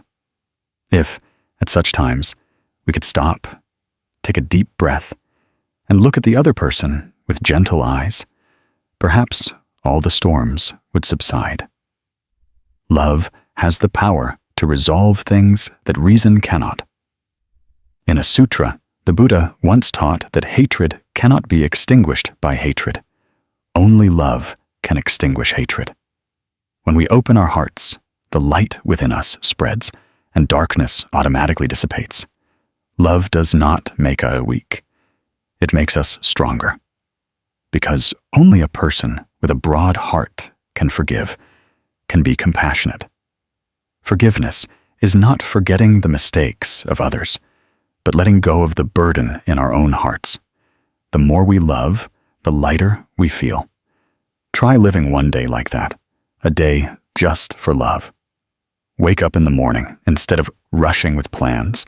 Tell yourself, today I will live with compassion. When you go out, smile at strangers, greet the street cleaner, give way to an elderly person, be patient with a child. When you come home, say thank you to your loved ones. Say sorry if you accidentally hurt anyone. A day lived like that, though simple, will change your heart. When we live in love, life becomes more beautiful. Small things no longer irritate us. We don't feel tired when we give, don't feel disadvantaged when misunderstood by others. Because we know that happiness does not come from receiving, but from giving. Just like the sun, it shines without needing an invitation. Flowers bloom without needing praise. Rivers flow without needing to be remembered. Love is the same. It is a self-sustaining energy that nourishes the soul. When the heart is full of love, we see precious things everywhere. Bad people seem less bad. Difficult tasks seem less difficult. Everything becomes as light as a breath. Life does not lack talented people, but it lacks people who genuinely know how to love. With love, we can do anything with energy, speak words with warmth, and sow joy wherever we go. A person with love is like a small lamp. Even with a faint light, it is enough to guide someone who is lost. And if everyone lives one day fully in love, how different this world would be. We would see less resentment, less anger, less jealousy. Instead, there would be smiles, compassion, and a feeling of being at peace in the present moment. Happiness is not really far away. It begins with very small things. A gentle word, a kind act, an open heart. When we know how to live with compassion, we are connecting ourselves with the entire universe. Because this universe operates on the energy of love, of harmony, not of jealousy or attachment. Let compassion become your daily breath. Let every morning begin with gratitude. Let every evening close with a blessing for everyone. When we live like that, even if life is short, we will have lived fully. Bei-bin learned that very early. And we, amidst the busyness of the latter half of life, should perhaps relearn that lesson too. Because living one day fully in love is not just doing good for others, but caring for our own souls. A gentle soul will naturally radiate light, making life softer, like a flower blooming without needing to be admired, like the wind blowing without needing to be praised. Those who live in love do not need to be reciprocated, because in the very act of loving, there is complete joy. Today, try starting over. Just one day, lived with compassion. Don't wait until life teaches you, through loss, to know that love is the shortest path to peace. And if tomorrow comes, and you can still breathe, still see the sun, continue to live that way. Because with just one heart that knows how to love, this life, though short, will be full of happiness. There are days when we wake up with an undefined emptiness. Everything seems to be in its right place, but in our hearts, there is something unsteady, like a leaf gently falling onto the water's surface, leaving faint ripples that take a long time to dissipate. That is when we realize that in this life, many things cannot be held on to, nor can they be forced. No matter how hard we try, some things leave us like the wind blowing across a field. Every person, every event that comes to us is a karmic connection. When the conditions are ripe, the flower blooms. When the conditions end, the leaves fall. Everything has its time. It is only whether our hearts are willing to see it with tranquility. Ms. Yen was once a strong woman who believed that if she tried hard enough, life would reward her with deserving results. After years of effort, she became a manager at a large company. But then one day, the news of layoffs came like a sudden summer rain. She was on the list of those to be let go. At that moment, her world seemed to collapse. She sat looking at the papers on her desk. All her plans, all her dreams yet to be realized, all turned to dust. For many nights, she tossed and turned, asking, "Why me? What did I do wrong?" That question repeated like the wind whistling through a winter window, piercing her heart without an answer. Then one morning, while cleaning her house, which she had neglected for a long time, she noticed a teacup her mother had placed on the altar. Her mother had passed away, but in her mind, the image of her kind mother remained intact. She sat down, poured a cup of tea, and took a sip. The scent of tea was faint, warm, and pure. In that moment, she realized it had been a long time since she had sat still to drink a cup of tea. She smiled, a gentle smile like the spring wind. It turned out that for all those years, she had only chased success and forgotten what it felt like to live, to breathe, to be to herself. From then on, she did not rush to find a new job. Instead, she spent time cleaning up the small garden behind her house, planting a few flowers, cooking a few simple meals, and calling old friends. Each day passed more peacefully, even though she didn't have much money in her pocket. One day, while making tea for a friend who came to visit, her friend praised, "This tea is delicious and unique. Why don't you try selling it?" That comment was like a small seed planted in her mind. she started thinking about opening a small tea shop. At first, it was just a fleeting thought, but the more she pondered, the more excited her heart felt. She rented a small space at the beginning of an alley off Tayson Street, arranged tables and chairs, planted a few potted paper flowers in front of the door, and named it Nien Tra, peaceful tea. On opening day, she only hoped a few close friends would stop by. But for some reason, gradually, more and more people came. Some came because they heard about the small shop with its special tea flavor. Others just to sit quietly for a while in that tranquil space. She smiled, her heart light as a cloud. Once, when asked, "Don't you regret your old job?" she simply replied, "No. It turns out that losing my job was a karmic connection for me to live true to myself." From Ms. Yen's story, we understand that sometimes what seems like a loss is actually the beginning of a new journey. In Buddhist teachings, duyen, conditions, karma, is the convergence of many factors. When the cause and conditions are complete, the fruit will manifest. But when the conditions dissipate, the fruit also dissipates. To go with the flow, tueduin, does not mean giving up or leaving things to fate, but living mindfully amidst changes, without resistance, without clinging. Like a river, water does not try to hold its shape. It flows with the terrain, soft yet powerful, eventually leading to the great sea. In life, many people suffer because they want everything to go their way. They are so perfectionistic that they hurt themselves.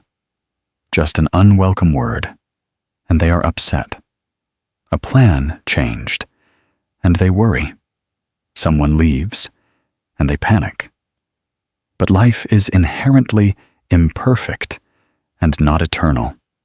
Rain will stop, flowers will wither. Nothing can be held on to forever. The only thing we can hold on to is our own mind, an inner self that knows how to adapt to circumstances, not seeking perfection, but only seeking peace. Someone once said that a person who knows how to go with the flow deeply understands impermanence. Indeed, impermanence is the nature of life. When we accept that, the mind naturally lightens. We no longer fear loss, no longer crave excessively, no longer blame life or people. At that point, even in adversity, we can still smile, as the Buddha taught. Live in accordance with conditions. Rejoice in accordance with conditions. Let go in accordance with conditions.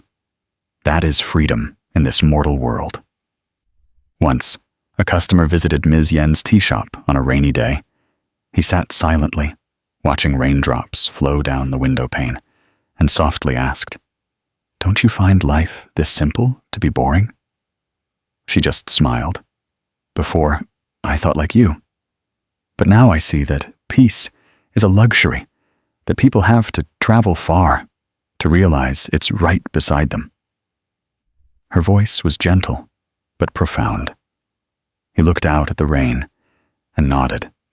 Perhaps in his eyes, a seed of serenity had also begun to sprout. To go with the flow is not to stop dreaming, but to understand that dreams also need to be released at the right time. Not everything we want should be achieved at all costs. Sometimes, what we try to hold on to is what causes us pain, while what we think we've lost is a gift received. Just like a lotus growing in mud, it cannot choose where it is born, but it still exudes pure fragrance. Those who know how to go with the flow are the same. They do not choose the wind or the rain. They only choose how to stand firm within it. In Zen, people often say, follow the Dharma realm, meaning to follow the operation of the universe without forcing anything. When we go with the flow, our hearts will be at peace. When we resist, our hearts will suffer. Life is a river, and we are merely travelers passing by. If we know how to smile at every change, then every moment can be happiness. But if we keep trying to control everything, we will forever live in anxiety. Perfectionism is a bondage, while going with the flow is freedom. Ms. Yen still opens her tea shop, still personally brews each pot, wipes each table. But in her eyes, there's no longer any burden. Customers who visit her shop say they feel a peaceful energy emanating from her. Perhaps when a person's mind is awakened, everything around them also softens. The tea smells more fragrant. The sound of rain becomes warmer. Life is no longer a race, but a journey back to oneself. Life does not need to be perfect. A cracked porcelain vase can still hold flowers. A rainy day can still bring a gentle, earthy scent. A failure can still open a new door. The important thing is whether we have enough faith to see everything as it is. At that time, suffering transforms into lessons. Losses transform into opportunities. And every step on life's path is an opportunity to understand ourselves more deeply. If one day you find that things are not going as you wish, please do not complain or resent. Try to sit down, take a deep breath, and look within to see what is making you uneasy. Perhaps you are too attached to a certain outcome. Perhaps you want life to follow a specific pattern that you yourself have set. But happiness is not about everything happening as we wish, but about being able to smile even when things don't go our way. When we learn that, every unexpected event becomes a teacher. Going with the flow is when we know how to be silent amidst a storm. Not because we are weak, but because we understand that all storms will pass. The surface of the water may have waves, but deep below, the current remains peaceful. So it is with the human mind.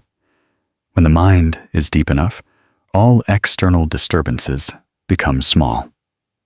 At that time, even if the world changes, we can still keep a smile.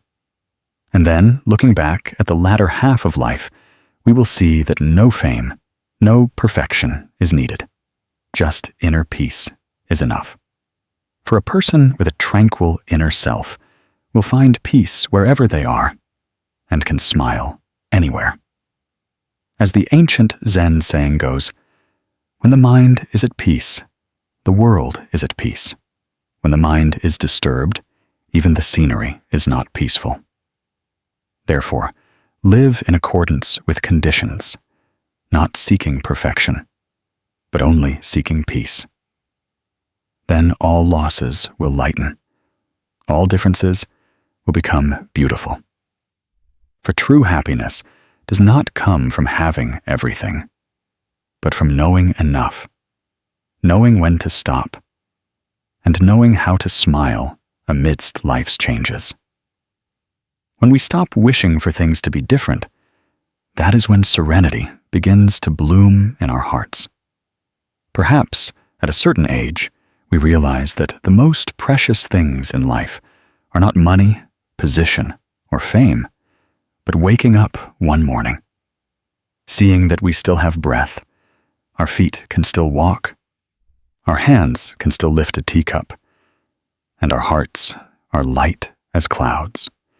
It is then that we deeply understand the simple yet profound teaching. True happiness is not external, but in a mind that knows enough. Some people live in grand houses with wide doors, yet are constantly restless. Others live in simple thatched huts and always smile. It's not the scene that creates happiness, but the eyes with which one views the scene. In a small village, there lived Mr. Buhha, a man over 70, with white hair, a slow gait, but always bright eyes. He lived alone in a small house nestled in a deep garden where bitter gourd vines grew green.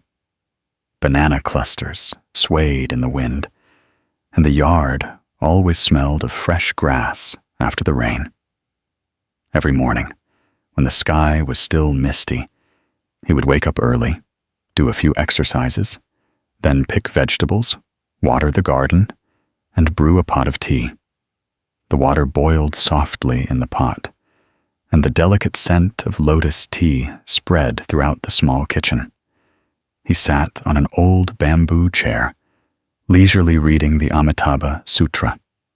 His chanting was slow and rhythmic, like the pulse of heaven and earth blending with human breath. Neighbors sometimes peeked over, and seeing this scene, would ask, "Don't you find your life sad, sir? Your children are far away, the house is empty, and every day is the same. What joy is there in that?" He would smile, his kind, wrinkled eyes twinkling. "Why be sad? I am healthy. My mind is at peace. What more do I need?" That saying, though seemingly simple, contained a profound philosophy that not everyone could grasp. There was a time when Mr. Buhha, like many others, chased a bustling life. When he was young, he worked as a factory worker in a brick factory, leaving early in the morning and returning late at night. Meals were rushed. Sleep was fitful. He believed that if he had a lot of money, a big house, and a motorbike, he would be happy.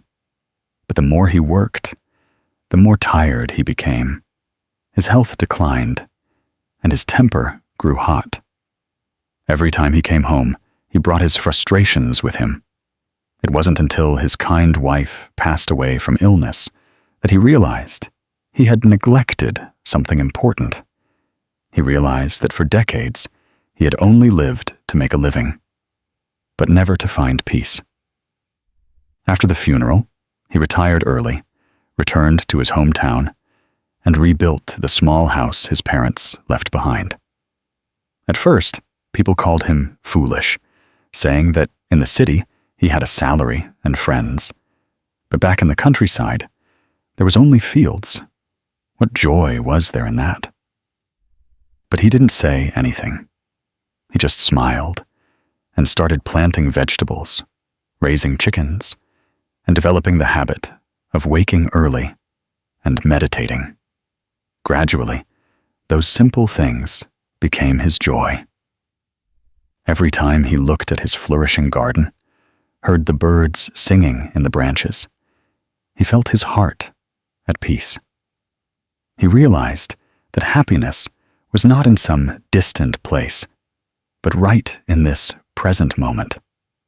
People often say that health is everything, but few understand that a healthy body is only half of happiness. The other half lies in a peaceful mind. A healthy body with a heart full of worries cannot find peace. But a person with a weak body, yet a clear mind and a still heart, can still find joy. The body is the boat. The mind is the pilot. Even if the boat is sturdy, if the pilot is unstable, storms will still rise. Similarly, life may be full, but if the mind is not at peace, one will never feel enough. In Buddhist scriptures, it is taught, when the mind is peaceful, the world is peaceful. When a person's heart learns stillness, the world also becomes gentle. Mr. Buhha often said, "As long as I'm healthy enough to cook my own meals, brew my own tea, and chant Buddha's name. That day, I consider myself lucky. The words sounded simple, but for him, each small action was a way of living mindfully, living fully in every moment. When he watered the plants, he was only aware of the cool water flowing through his hands. When he brewed tea, he was only aware of the spreading aroma. When he chanted sutras, he was only aware of the Buddha's voice resonating in his mind. It was this completeness that made his life rich, even without any extravagance. One afternoon, it suddenly rained. He sat on the porch, watching raindrops fall on the banana leaves. Hearing the pitter-patter of rain, a neighbor ran over for shelter and complained, "This kind of rain will flatten all the vegetables. It's going to be tough again." He just smiled and looked out at the garden. The rain flattens these vegetables, but it nourishes others. Every rain has a benefit if you look with grateful eyes. That comment silenced the neighbor. Mr. Buhha didn't say much, but every word he spoke was gentle yet profound, like a passing breeze, leaving a fragrant impression in the listener's heart. Modern life makes people easily forget the basics. Body and mind need to be cared for equally. People spend hours working, but cannot spare a few minutes to breathe deeply. They spend money on supplements, but forget that a smile, forgiveness, and gratitude are the most precious medicines. Mr. Buhha didn't have those things, but he knew how to live slowly, knew how to stop. Every time the sun set, he sat still, watching the sunset cast its light on the bitter gourd vines, allowing his heart to soften with the rhythm of heaven and earth. One evening, his son called home and asked, "Dad, do you feel lonely?" He smiled. "I have the sky, the trees, the sutra chants, a cup of tea. How can I be lonely?" His son fell silent. It turned out he needed nothing more than those truly simple things to be happy. What many people search for everywhere, he found right in his own backyard. His peace did not come from outside, but from within, where his mind was no longer swayed by ups and downs. Buddha taught that the contented person is the wealthiest. Knowing enough does not mean not taking steps forward, but appreciating what one has. When we know enough, our hearts will be at peace.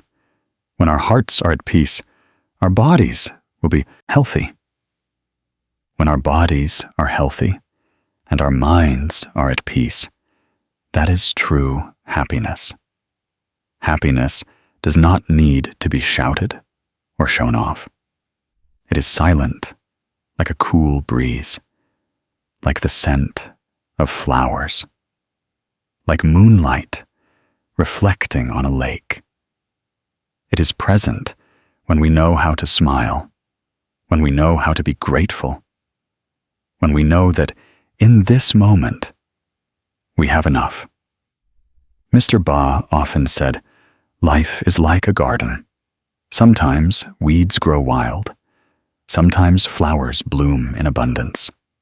If we only see the weeds and forget the flowers, we will spend our lives troubled. But if we know how to look with a grateful heart, then even weeds become the green color of life." Every morning, he went to the garden and bent down to pick up fallen leaves.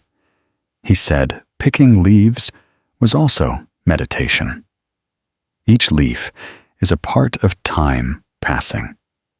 Picking it up is to remind oneself to slow down. A healthy body, a peaceful mind, sounds easy, but it is the result of a process of cultivation.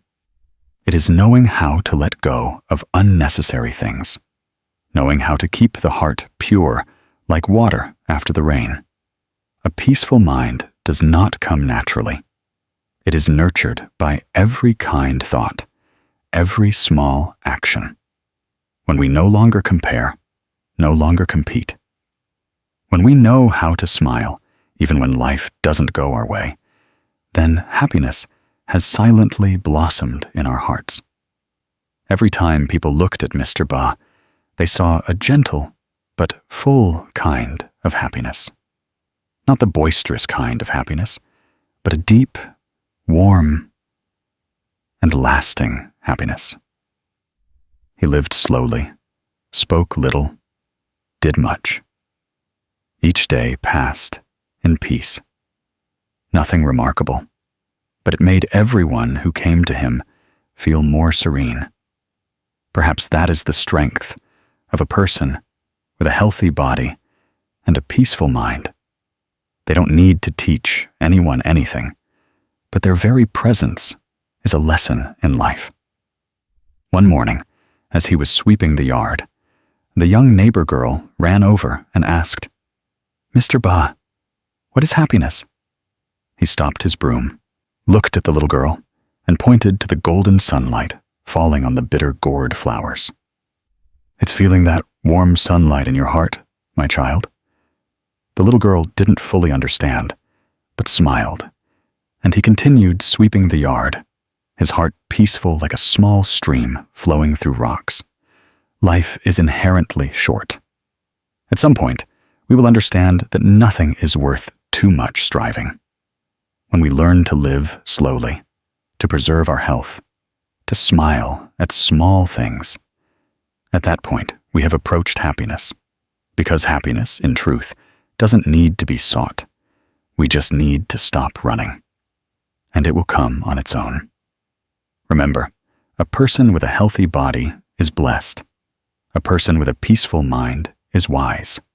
When both body and mind are stable, that is the pinnacle of happiness. Like a tranquil lake, reflecting the entire blue sky. A still mind, a peaceful life, a light body, a calm heart. And in that moment, we understand that everything we once sought out there has always been right within us. True happiness is not far away. It is in a gentle breath, in a hot cup of tea, in a kind smile. As long as the body is not sick, the mind is not troubled, that is enough to live a peaceful life. Perhaps the further we go in the latter half of life, the more we understand that the most precious thing between people is not who is right or wrong, but who is compassionate enough to maintain peace in their own heart. This life, no one is perfect. Everyone carries in their heart a wound, a sadness, a lack that others do not see. When we realize that, we stop demanding, stop judging, stop wanting others to be like us. We begin to learn to understand, to love, and to forgive. There are relationships that once hurt us, once made us so angry that we thought we could never get over it. But then years pass, anger fades, leaving only a hint of regret. Regret that we didn't say a gentle word, didn't open our hearts one more time. Compassion, in truth, is not just forgiving others, but opening the narrow door in our hearts so that light can shine into a place that was once dark. Mrs. Lyon, a woman living at the end of a small alley who cultivated vegetables and raised chickens all year round, was cherished by everyone in the neighborhood. But next to her lived a man addicted to alcohol named Buhha. Every day, he would be drunk, cursing, making so much noise that no one could stand it. Many people tried to intervene, but eventually gave up. Children in the neighborhood feared him, adults avoided him. Only Mrs. Lyon occasionally brought him a quiet bowl of hot porridge. Someone asked her, "Aren't you afraid? He's so aggressive." She just smiled. Alcohol makes people suffer. When they suffer, that's when they need love. One winter afternoon, it was drizzling rain, and she brought him porridge again. Mr. Buhha sat huddled on the porch, his hands trembling, his eyes cloudy. She placed the bowl of porridge down and softly said, "Eat, sir. It's hot. You'll catch a cold." He said nothing, just looked at her for a long time, then suddenly burst into tears. "I've been wrong all my life. Everyone hates me. Only you don't." She remained silent. Raindrops ran down her gray hair, mingling with the tears of a life that was too weary. That day, perhaps for the first time in years, he ate the entire bowl of porridge in silence. And that was also the last time. A few days later, people found he had passed away in his sleep, as peaceful as a child. That story spread through the neighborhood, leaving everyone silent, not because of the death of an alcoholic, but because of Mrs. Lyon's quiet compassion. People began to understand that sometimes kindness doesn't need to be reciprocated. It just needs to be given in silence. It was that compassion that soothed so much resentment in others' hearts. And perhaps, thanks to a bowl of porridge, a gentle word, a soul was liberated from darkness. Compassion is like that, not blazing like a fire, but a subtle warmth in a winter night, not noisy like the wind, but light like the scent of a lotus spreading through the air. When our hearts open, when we no longer stubbornly cling to right and wrong, then love has room to blossom. The Buddha once taught that hatred cannot extinguish hatred. Only love can extinguish hatred. Compassion is not forgetting, but understanding. Forgiveness is not weakness, but knowing that everyone is suffering. And only love can lessen suffering. In daily life, we encounter countless people who make us uneasy. People who speak harsh words, those who do wrong, even those who have deeply hurt us. But if we keep holding on to resentment, it's like tying ourselves to a rope of pain. Compassion does not diminish us, but makes our hearts grow larger. Like the ocean, embracing both murky and clear water, and purifying itself.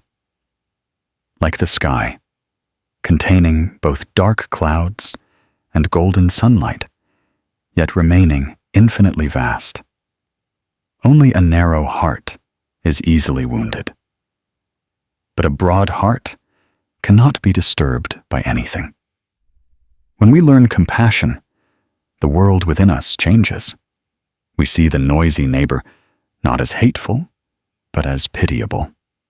We see the mistakes of loved ones not as scars, but as opportunities to understand each other better. We even see our own mistakes becoming gentler. Forgiving others is difficult, but forgiving ourselves is even harder. Because often we blame ourselves, judge ourselves, imprison ourselves in regret. Only when we can let go do we truly become free. Life is inherently a river. This river is sometimes clear, sometimes murky, sometimes still, sometimes turbulent. If we constantly try to fight the current, we only exhaust ourselves. But when we learn to follow it, to watch the water carry away our worries, then we find peace in our hearts. Compassion and forgiveness are the bridges connecting the shore of suffering to the shore of peace. Crossing that bridge, we learn to look at people with gentle eyes, speak with a soft voice, and love with a tranquil heart. Some say, in this day and age, living with compassion is a disadvantage. But But in truth, compassion is not weakness, but strength. Because only those with a firm inner self dare to be soft towards life. Because only those who have been hurt understand the value of forgiveness. And only when we are compassionate do we know what true freedom is. Like the lotus flower growing from mud, yet it is not stained, only radiating its fragrance for life. If everyone held a lamp of compassion in their hearts, how much warmer this world would be. A gentle word, a compassionate glance, a small action is enough to spread peace. Compassion is not something distant, but is present in the simplest things. A smile, a handshake, a silence at the right time. Forgiveness is not something grand. It is simply accepting that everyone makes mistakes, and everyone is on a journey to become a better person. Looking back at our lives, we will see that there were people who caused us suffering, but they were also the ones who taught us to love more. There were pains that made us cry, but deep within those tears was growth. Compassion is when we no longer seek revenge, no longer want to prove ourselves right. We just want peace. When our hearts are broad enough, everything around us naturally becomes benevolent. When we know how to love, the world in our eyes becomes gentle. Remember that between people, understanding is the bridge. Compassion is the light. When we look at others with eyes of love, the darkness in our hearts also dissipates. When we let go of resentment, the world suddenly becomes gentler. Forgiveness is sometimes not for others to be at peace, but for us to sleep well. A compassionate heart is a heart that has learned to live fully in this life. In the latter half of life, everyone wishes for peace. But peace does not come from avoiding storms, but from having a loving heart amidst the storms. For when our hearts are gentle, everything is gentle. When our hearts are still, all external sounds are just the wind. And when our hearts are compassionate, nothing can hurt us anymore. Practice forgiving others, forgiving life, and forgiving yourself, because that is how we open the door to peace for the rest of our lives. So that one day, sitting and watching the golden sun spread across the porch, we smile and feel our hearts light as clouds. Then we will understand that happiness is not really far away. It is right in a heart that knows how to love, to understand, and to forgive. There are days when we look around and find life is no longer as easy as before. Worries pile upon worries. Our bodies are tired. Our souls are heavy. We smile less, frown more. And sometimes we don't even realize when we lost the serenity in every breath. Life is as short as morning dew. Yet we waste so many moments on anger, sadness, striving, and resentment. 1 minute of anger costs us 60 seconds of peace. A day immersed in darkness closes off the entire soul from the morning sun. In the latter half of life, happiness is no longer about grand things, but merely maintaining a tranquil smile, a small faith in our hearts. Ms. Thao, then 38 years old, small and gentle, upon being diagnosed with terminal cancer, did not cry. She just softly smiled and said, "So, I have another chance to live mindfully every day." Her family members felt a lump in their throats hearing this. In her final months, everyone pitied her. Yet, despite the pain of chemotherapy, she consistently read sutras every morning, inquired about the nurses, and smiled when she looked out the window, where golden sunlight fell on a small potted flower. One day, a young nurse asked, "Miss Thao, aren't you scared? Why do I always see you smiling?" Ms. Thao looked at the girl, her smile still as gentle as the sun. "I smile because I am still alive to love for one more day. I can't so my heart doesn't harden. I smile so those who love me still have faith to move forward." From that day on, her smile seemed to spread throughout the hospital room, which used to be filled with the smell of medicine and the sound of machines. Other patients also began to smile more, as if an invisible warmth had been transmitted to them. People said Ms. Thao's smile was uniquely beautiful, not because of her face, but because it contained acceptance, gratitude, and the light of someone who understood that life is not measured by the length of years, but by the depth of a tranquil soul. Ms. Thao passed away on a morning in April, just as dawn broke. Beside her bed was an open copy of the Lotus Sutra, the pages still bearing her fingerprints, her smile still there, as gentle as if she were just dozing off. The young nurse cried as she tidied the room, but in her heart was a strange peace. She said, "I've never met anyone who departed so peacefully." Ms. Thao lived fully every last breath, and truly, one who can smile amidst suffering has already walked halfway on the path to liberation. The Buddha once taught that a smile is a lotus blooming from a still mind. One who knows how to smile is one who has learned to let go. When the mind is still entangled, it's hard to smile. But when the heart is at peace, just a ray of sunlight, a sound of the wind, is enough to bring a smile to the lips. Smiling is not to forget suffering, but to look at suffering with gentle eyes.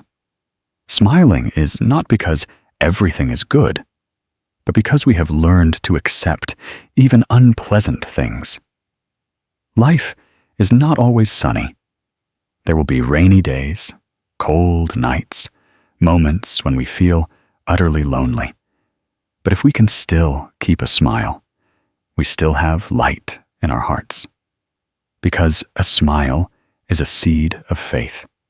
Every time we smile, we sow a good seed into life. Smiling at others brings joy.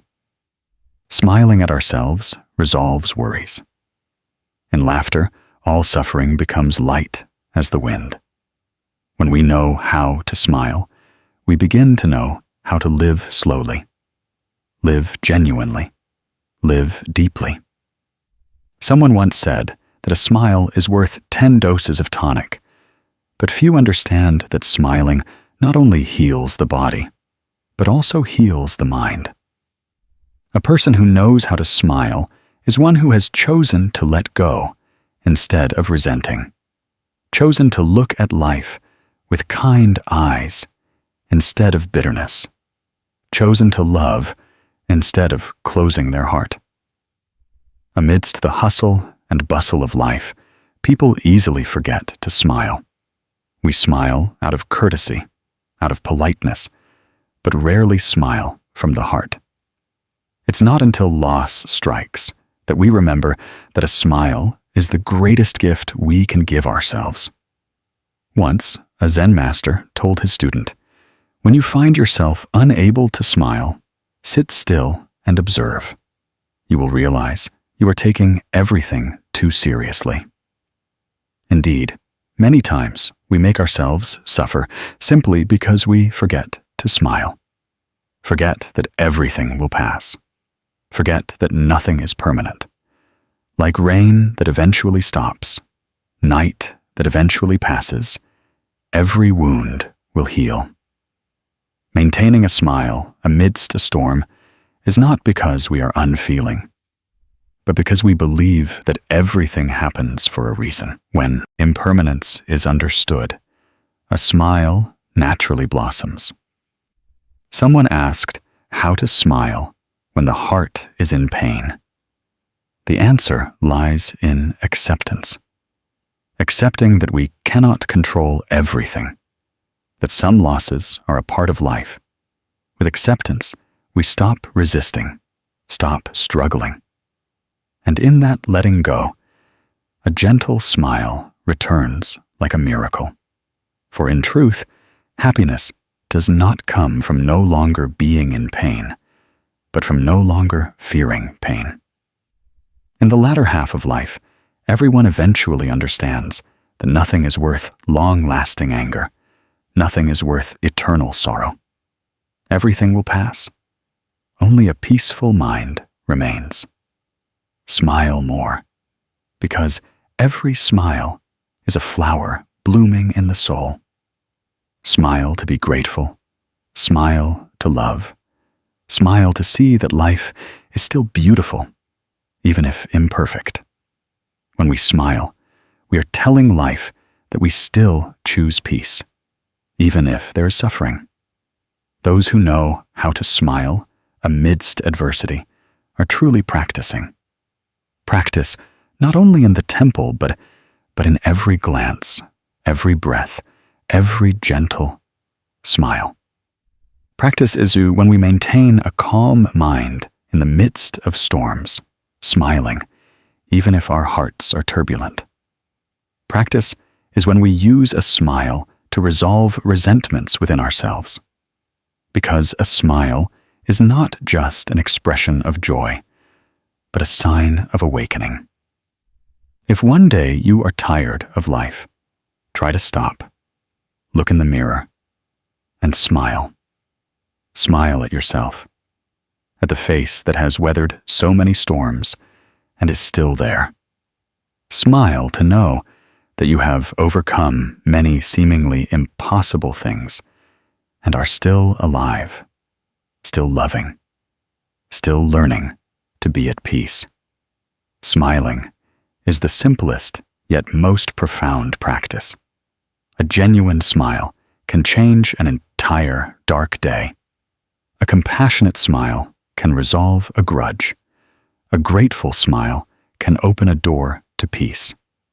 Smile not because life is always beautiful, but because you choose to see life through the beauty of your heart.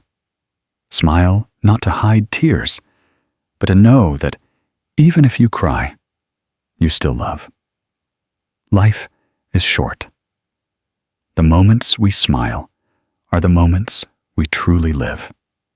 A person with a peaceful mind and a smiling mouth is truly practicing, because in that smile there is no anger, no resentment, only the quietude of one who understands that happiness is living fully in the present.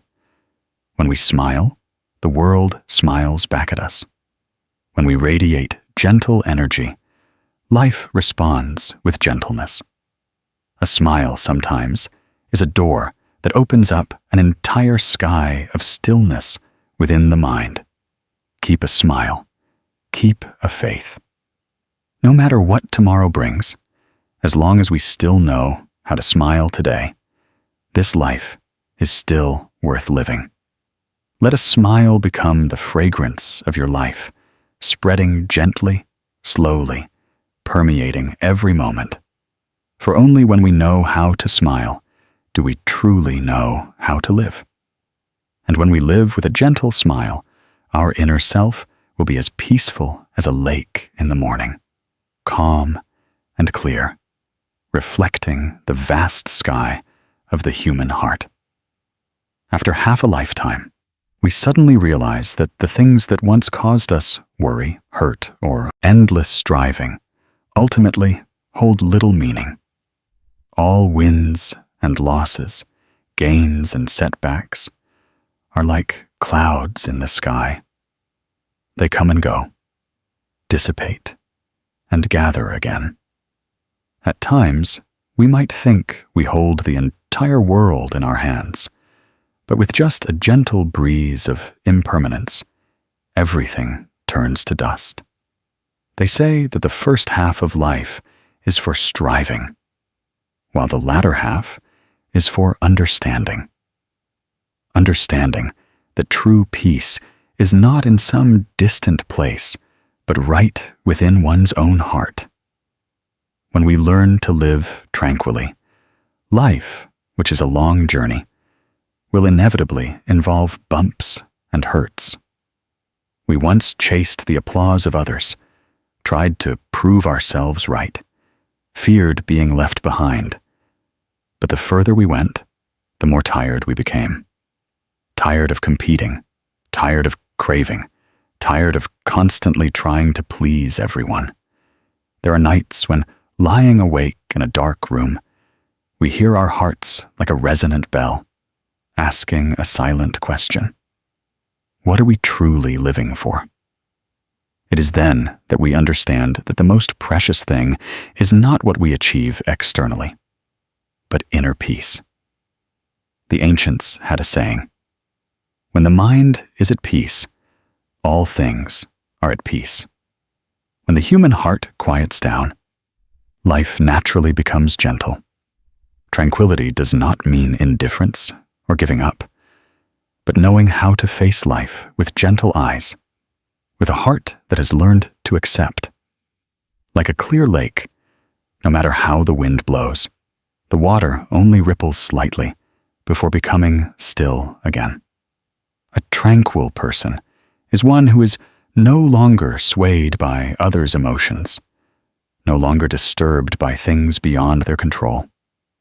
I once met an old man, over 70, living in a small house on a hillside.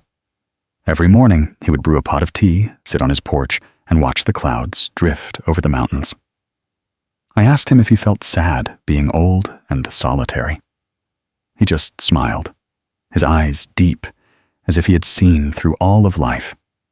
He said, "Solitary or not, depends on one's heart. People keep looking for joy in noise, but I find joy in stillness. A cup of tea, a breath, a ray of sunlight. That is enough." Hearing him, I suddenly felt my heart settle. It turns out that tranquility is knowing how to stop to live, not just to exist. In Buddhist scriptures, it is taught, the mind is like still water, reflecting myriad phenomena. When the mind is still, wisdom shines. When the heart is at peace, blessings arise. Many people spend their lives seeking blessings, without knowing that the greatest blessing is maintaining inner peace. A person may be poor materially, but if they live lightly, know enough, and smile, then they are the wealthiest. Conversely, some people have wealth and fame, but are always anxious and uneasy, living in the poverty of the soul. Someone asked, "How can the mind be tranquil?" The answer is actually simple. Let go of a little greed, a little anger, a little competition. When we stop trying to please others, stop trying to control what cannot be controlled, then the mind will naturally settle. Life is inherently imperfect, but that is precisely why we need to learn to accept it as it is. A sudden rain may get us wet, but if we can smile and smell the earth after the rain, we will see that it is also a gift. In the latter half of life, we should learn to live slower. Eat a meal, listen to the birds sing, watch the afternoon sun fall on the porch. Let every moment that passes be a moment of gratitude.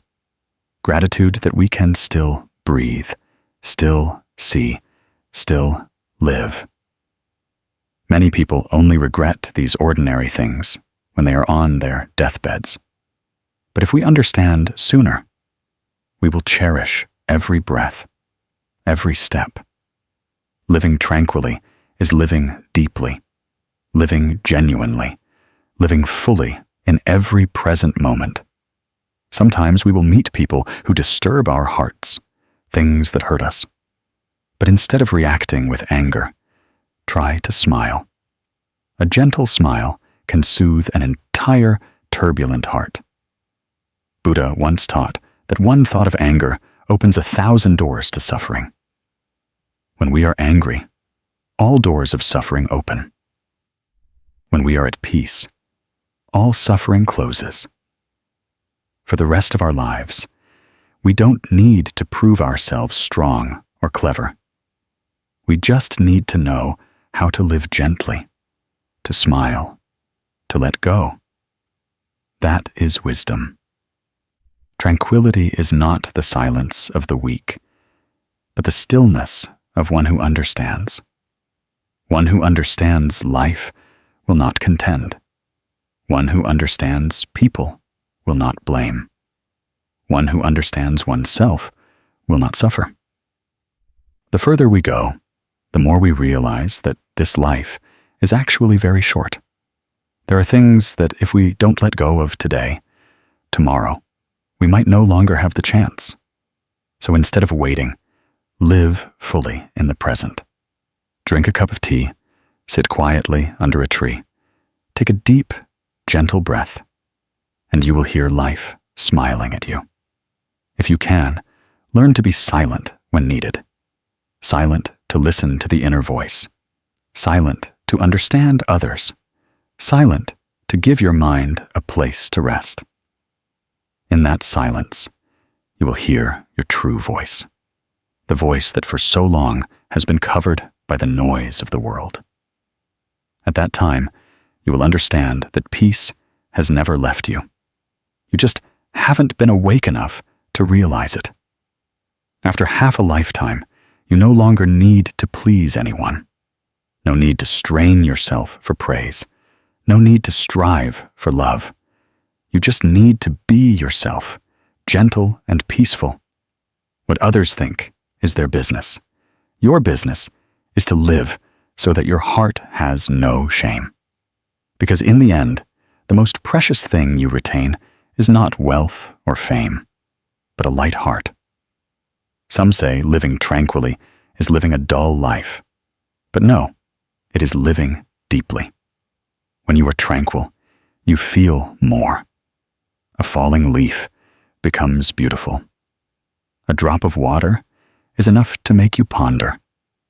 Life suddenly becomes more poetic and lovely when you are no longer in a hurry. Hurrying makes you miss things. Tranquility helps you savor them. And in that savoring, you find happiness. For the rest of your life, please live tranquilly. No need to argue right or wrong. No need to compete. Just a cup of tea, a breath, a smile. That is enough to feel yourself living and being happy. When the inner self is at peace, even if the wind outside rages, your heart remains calm. When you are no longer afraid of loss, everything becomes complete. Finally, to you who has weathered so many storms, a small message. Give yourself the right to rest, to be still, to smile. Life is short. Don't waste it in worries. Live slowly. Live genuinely. Live kindly. Because only when the mind is tranquil are you truly living.